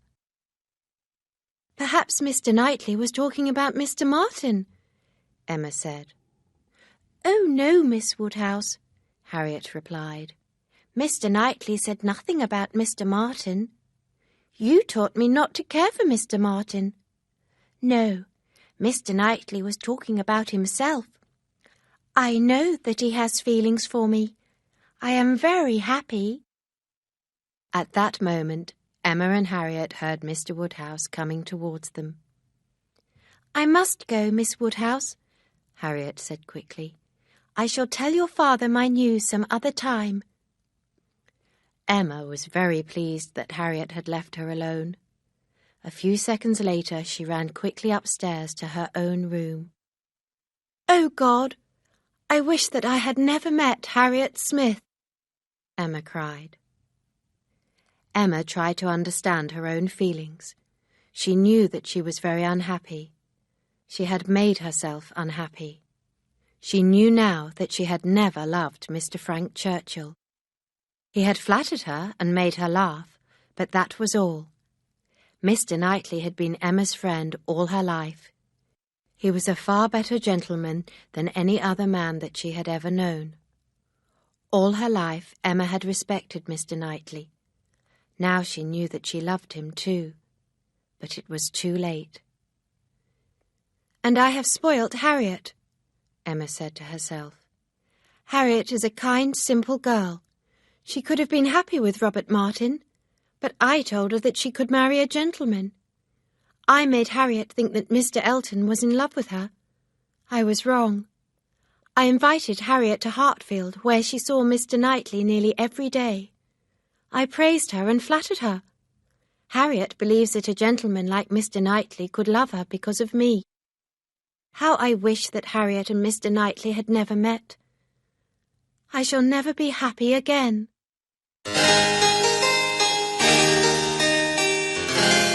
Chapter 14. More Than a Friend. Emma knew now that her own happiness depended on Mr. Knightley and his feelings for her. Emma had no hope that Mr. Knightley loved her. She could only hope for his respect. Emma could not think of marriage herself because she could never leave her father. But when she thought of Mr. Knightley marrying Harriet or anyone else, she became very unhappy. Mr. Knightley was Emma's friend, and he had always told her the truth. She could not think of her life without his friendship and advice. Mr. Knightley was still in London, but he would soon be home. Emma would then have to see Mr. Knightley and Harriet together. Until then, she did not wish to see Harriet at all. Emma wrote to her friend and asked her to stay away from Hartfield for a time. Mrs. Weston was the next visitor to Hartfield, and she had more to tell Emma about Frank Churchill and Jane Fairfax. For a few hours, Mrs. Weston's interesting story stopped Emma thinking about Harriet and Mr. Knightley. Mrs. Weston had been to see Jane Fairfax, and she had invited Jane out for a drive in the Westons' carriage. At first, Jane had refused, but then she had agreed to go with Mrs. Weston. The two ladies had had a long conversation. "Jane has not had a happy moment since she agreed to the secret engagement. This is what she told me," Mrs. Weston said. She knew that the secret engagement was wrong, but her love for Frank was the first thing in her mind. She depended on Frank for her future happiness.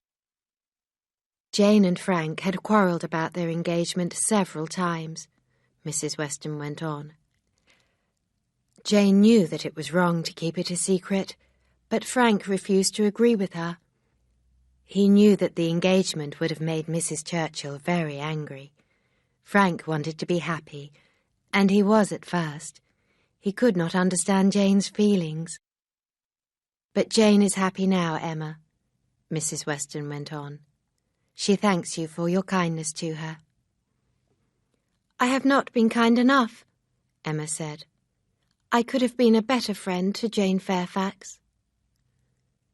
Emma now had the rest of the day to think about her own mistakes. It was July, but the weather was cold and wet. Emma could not go out, and the bad weather made Mr. Woodhouse feel ill. It was an unhappy day at Hartfield. Emma now believed she would never have happiness in the future. Only other people would be happy. When Mrs. Weston's baby was born, she would have less time to spend with Emma. Frank Churchill and Jane would be married, and they would go to live in Yorkshire. Mr. Knightley would be happy with Harriet, and he would have no reason to visit Hartfield every day. Emma would have plenty of time to understand her own feelings and become a better person. The next morning, the bad weather continued, but in the afternoon the sun shone. Emma decided to go for a walk. She was in the garden when she saw Mr. Knightley walking towards her.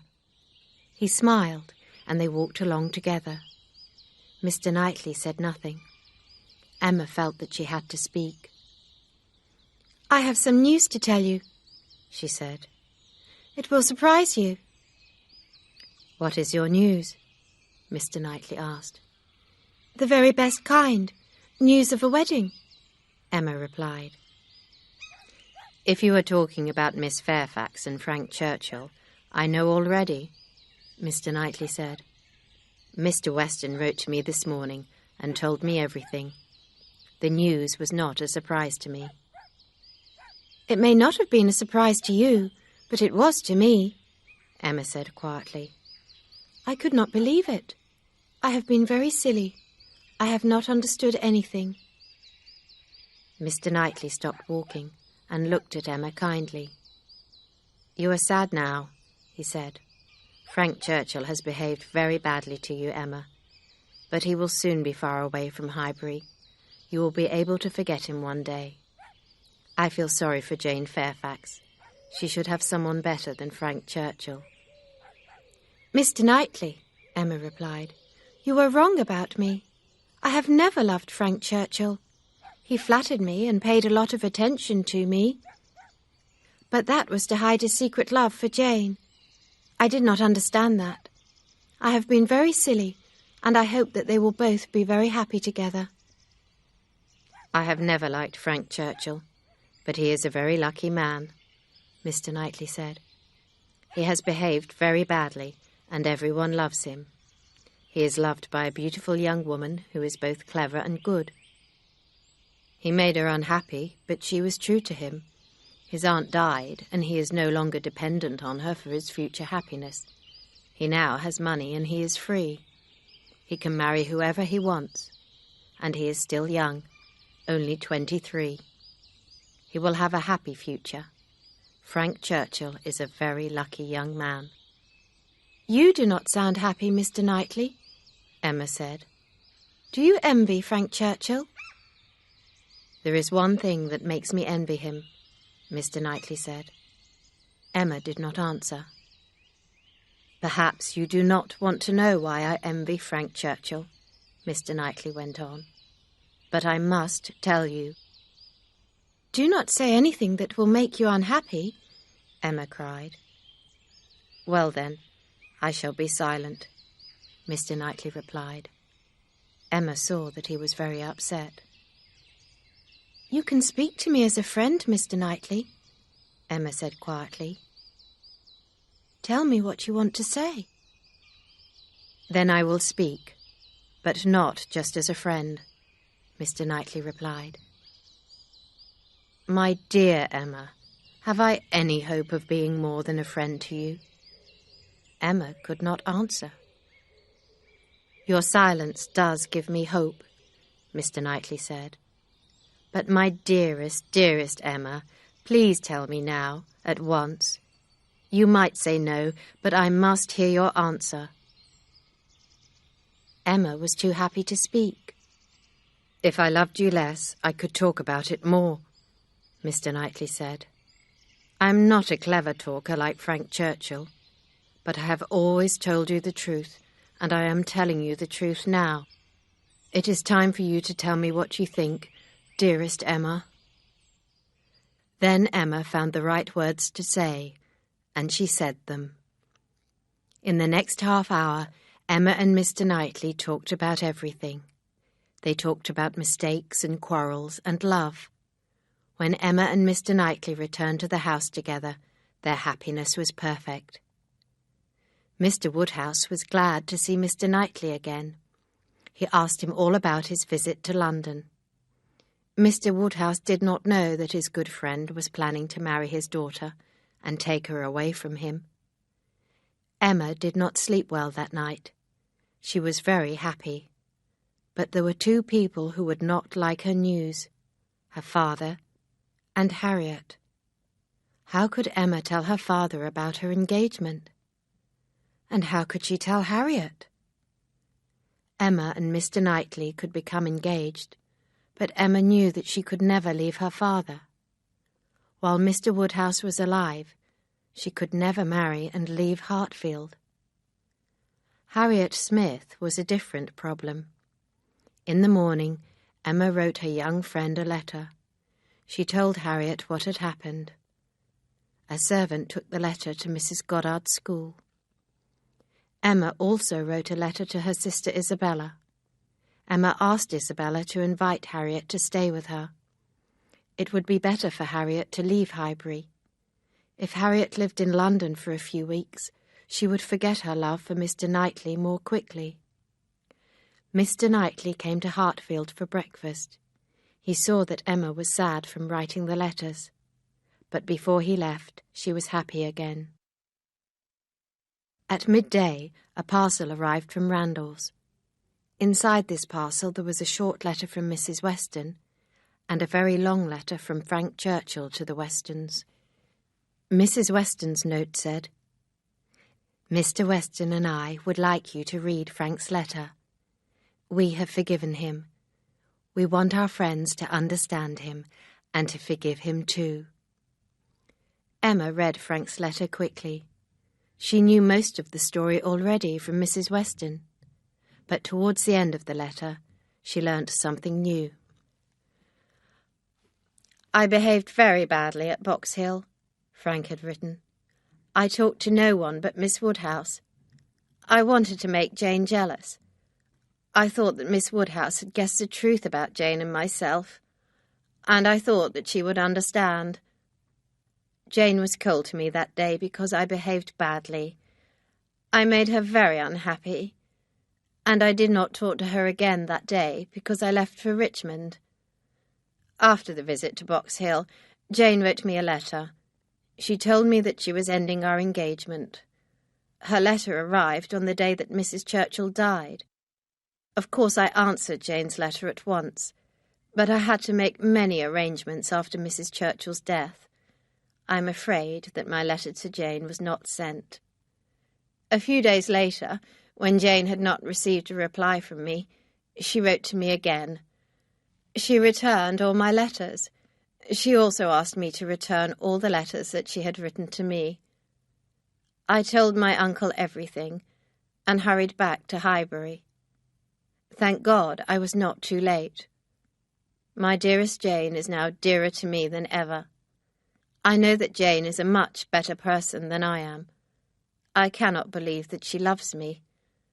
I am a very lucky man. Your loving son, F.C. Weston Churchill. When Mr. Knightley next came to Hartfield, Emma showed him the letter and asked him to read it. "I would rather talk to you, Emma, but I will read it," he said. "What a long letter that young man has written." Mr. Knightley read the letter quickly and was specially interested in the parts about Emma herself.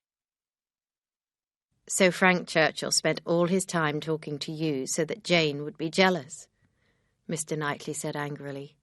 "He thought that you had guessed his secret, and he thought that you would understand. All he ever thought about was himself. And it was Frank Churchill who sent the piano to Jane Fairfax." "I thought so," said Mr. Knightley. "Only a very thoughtless young man would have sent a gift like that to Highbury." "Well, this last page shows that Mr. Churchill is very fond of Miss Fairfax," Knightley said. "Jane Fairfax is much too good for him, as he says, but he does seem to love her. I agree with him. He is a very lucky young man." Mr. Knightley gave the letter back to Emma. "Let us now talk about something else," he said. "I have had enough of Frank Churchill for one day." Mr. Knightley took Emma's hand and held it in his own. "Emma, I have been thinking about your father," Mr. Knightley said. "I know what you want to tell me. You want to say that our marriage is impossible. It is impossible because it would make your father too unhappy. If you tell him that you want to leave Hartfield, he will never agree. He will not agree to live with us at Donwell Abbey either. So this is my plan. After our marriage, I shall live with you and your father here at Hartfield. What do you say to that, my dearest Emma?" The more Emma thought about this plan, the better she liked it. Her father must soon be told about their engagement, but not just yet.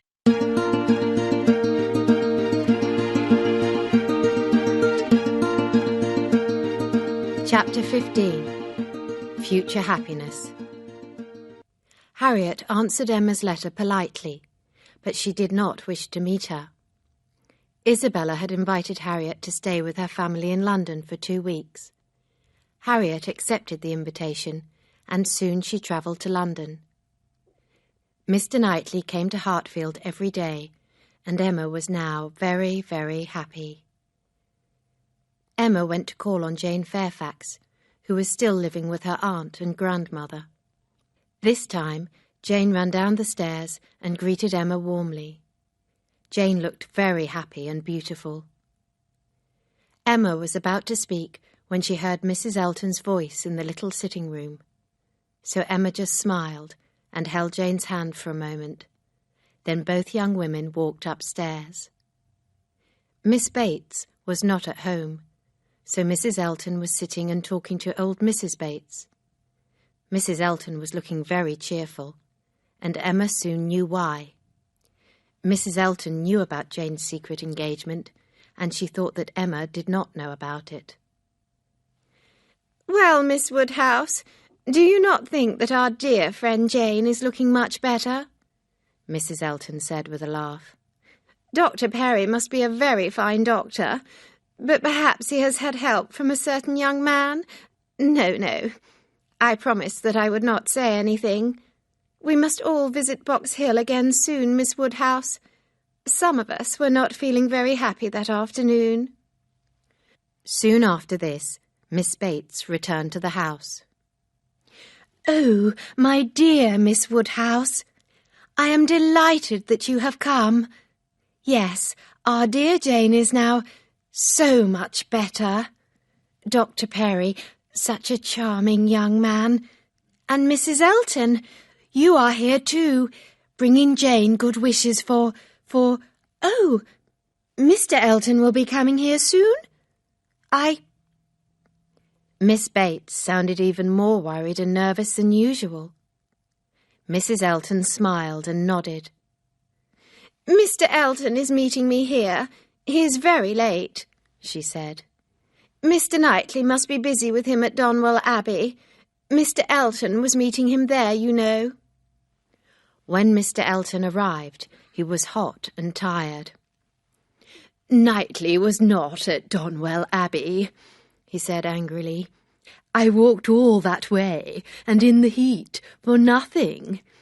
Knightley's servants did not know where he was. Knightley does not usually forget meetings of that kind." Emma smiled. She guessed that Mr. Knightley was at Hartfield, waiting to see her. She stood up, and Jane walked downstairs with her. "I very much wanted to talk to you, Miss Woodhouse," she said.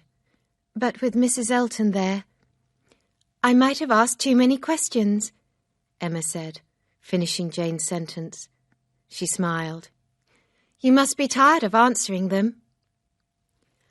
"I am happy that you are so interested in me after all that has happened," Jane replied. "I should be giving you apologies and reasons for my bad behaviour. I was so cold to you, but I could not explain why. The secret was not only mine, as you know." "Say no more," Emma said. "Let us forgive each other at once. You will soon be leaving Highbury and all your friends here." "I shall stay in Highbury until the Campbells and the Dixons return from Ireland," Jane replied. "There will be 3 months of mourning for Mrs. Churchill, and then Frank and I will be married." "I am so pleased that you are not leaving Highbury yet," Emma said. "I am so pleased that you and Mr. Churchill will be together. and I am pleased that we will be friends." A few days later, Mrs. Weston gave birth to her baby. The Westons named the little girl Anna. All the Westons' friends were delighted. "I am sure that little Anna Weston will be as spoilt as you were, Emma," Mr. Knightley said with a laugh. "But spoilt children improve as they get older. You were spoilt, and you improved, my dearest Emma." Then he stopped laughing and looked into her beautiful hazel eyes. "You have called me Mr. Knightley since you were a child. From today, I should like you to call me by my first name, George." "Oh, I cannot do that," replied Emma, smiling. "I have always called you Mr. Knightley, and I shall continue to call you Mr. Knightley. I shall call you George just once, in church when we are married." Mr. Knightley showed Emma a letter from his brother John. In his letter, John congratulated them both on their engagement. The family would be coming to Hartfield in August, and Harriet would return to Highbury with them. Emma now knew that she must tell her father about her engagement to Mr. Knightley. She made her plan carefully. First, Emma would tell her father the news, and then Mr. Knightley would come in and speak to Mr. Woodhouse too. At first, when he heard the news, old Mr. Woodhouse was very upset. He could not understand why Emma wanted to get married. "You and I are happy, are we not, Emma?" he said. "Mr. Knightley comes to Hartfield nearly every day. Why must anything change? First Isabella got married, then dear Miss Taylor got married, and now you. This news is very upsetting." "But Isabella and Miss Taylor both left Hartfield, Papa," Emma said. "Mr. Knightley will be living here with us. He will look after us both." After thinking for several minutes, Mr. Woodhouse agreed to the arrangement. Next, the Westons had to be told the good news. They were surprised, but very happy. Mr. Weston had soon told everyone in Highbury. Everyone in Highbury approved of the match, except for the Eltons. Mr. Elton did not care very much, but Mrs. Elton did not like the news at all. Emma Woodhouse was going to become Mrs. George Knightley. Mrs. Elton was not pleased. "Poor Knightley," Mrs. Elton said to her husband. "And how clever of Miss Woodhouse to have caught the most important gentleman in Highbury. It is a pity that we can never invite Knightley to the vicarage alone again." Time passed quickly, and it was nearly August. Mr. Knightley came to Hartfield one day and said, "I have something to tell you, Emma. I do not know if you will think that my news is good or bad." "You are smiling, so it must be good news," Emma replied. "If you are happy, then I am happy too. Who or what is the news about?" "Harriet Smith," Mr. Knightley replied. "Harriet Smith is to marry Robert Martin." At first, Emma was so surprised that she could not speak. "You are not happy about it, Emma," Mr. Knightley said. No, you are wrong," Emma replied. "I am very happy, but I cannot believe that Robert Martin has proposed to Harriet again, and that she has accepted him. Tell me more. How? Where? When did this happen?" "Robert Martin went to London on business 3 days ago," Mr. Knightley said. "I asked him to take some papers to my brother John." That evening John and his family invited Robert Martin to the theatre, and Harriet Smith was there too. They all had a good time. The next day, John invited Robert to dine with them. After dinner, Robert spoke to Harriet. He proposed to her again, and his proposal was accepted. "I saw Robert this morning," Mr. Knightley went on, "and he was very happy. I am sure that Harriet will soon tell you more." Emma was so happy that she wanted to dance and sing. After 5 unhappy weeks, Harriet had found happiness again. The next day, Mr. Woodhouse and Emma went to Randall's to see the Westons and their new baby. They were sitting with Mrs. Weston when 2 people walked past the window. "It is Frank and Miss Fairfax," Mrs. Weston said. "Frank came here this morning, and Miss Fairfax is spending the day with us too." A few minutes later, Jane, Frank, and Mr. Weston came into the sitting room. Mr. Weston was carrying his baby daughter. Everyone admired the beautiful child. Frank walked over to Emma and sat next to her. "I must thank you, Miss Woodhouse," the young man said quietly. "You wrote kind words about me in your letter to Mrs. Weston. I hope that you have not changed your mind about me." "No, Mr. Churchill. I am pleased to see you again and to shake your hand," Emma said. Frank smiled and looked at Jane.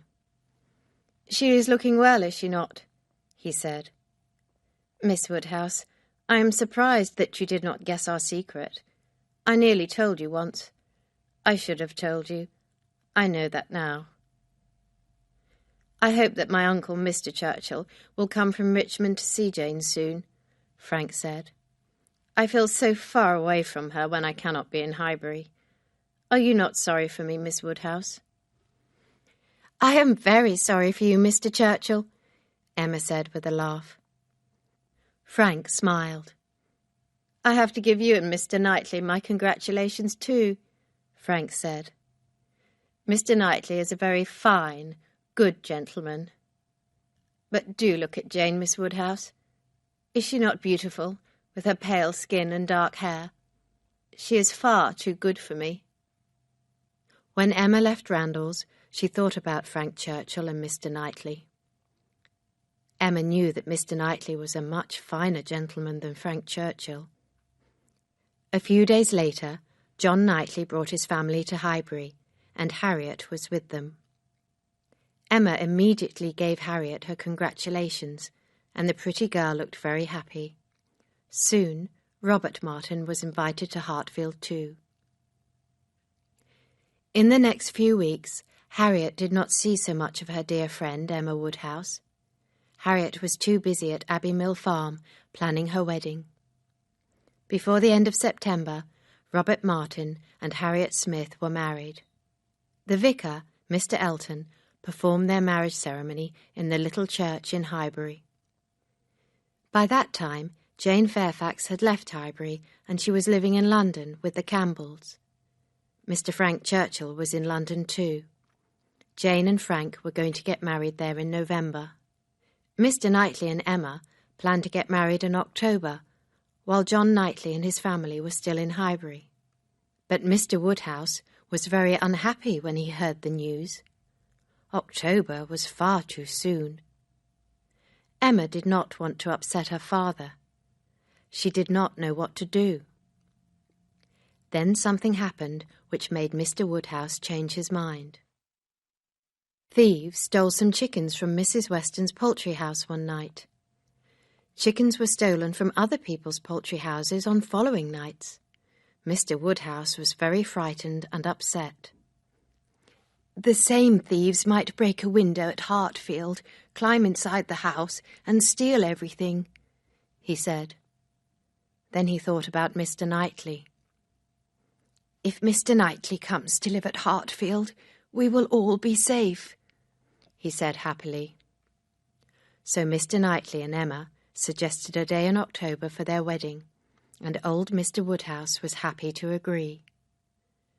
Only a few friends were invited to the quiet wedding, and Mr. Elton performed the ceremony. Mrs. Elton was not there, but she heard all about it from Mr. Elton. He described the wedding ceremony and Miss Woodhouse's dress.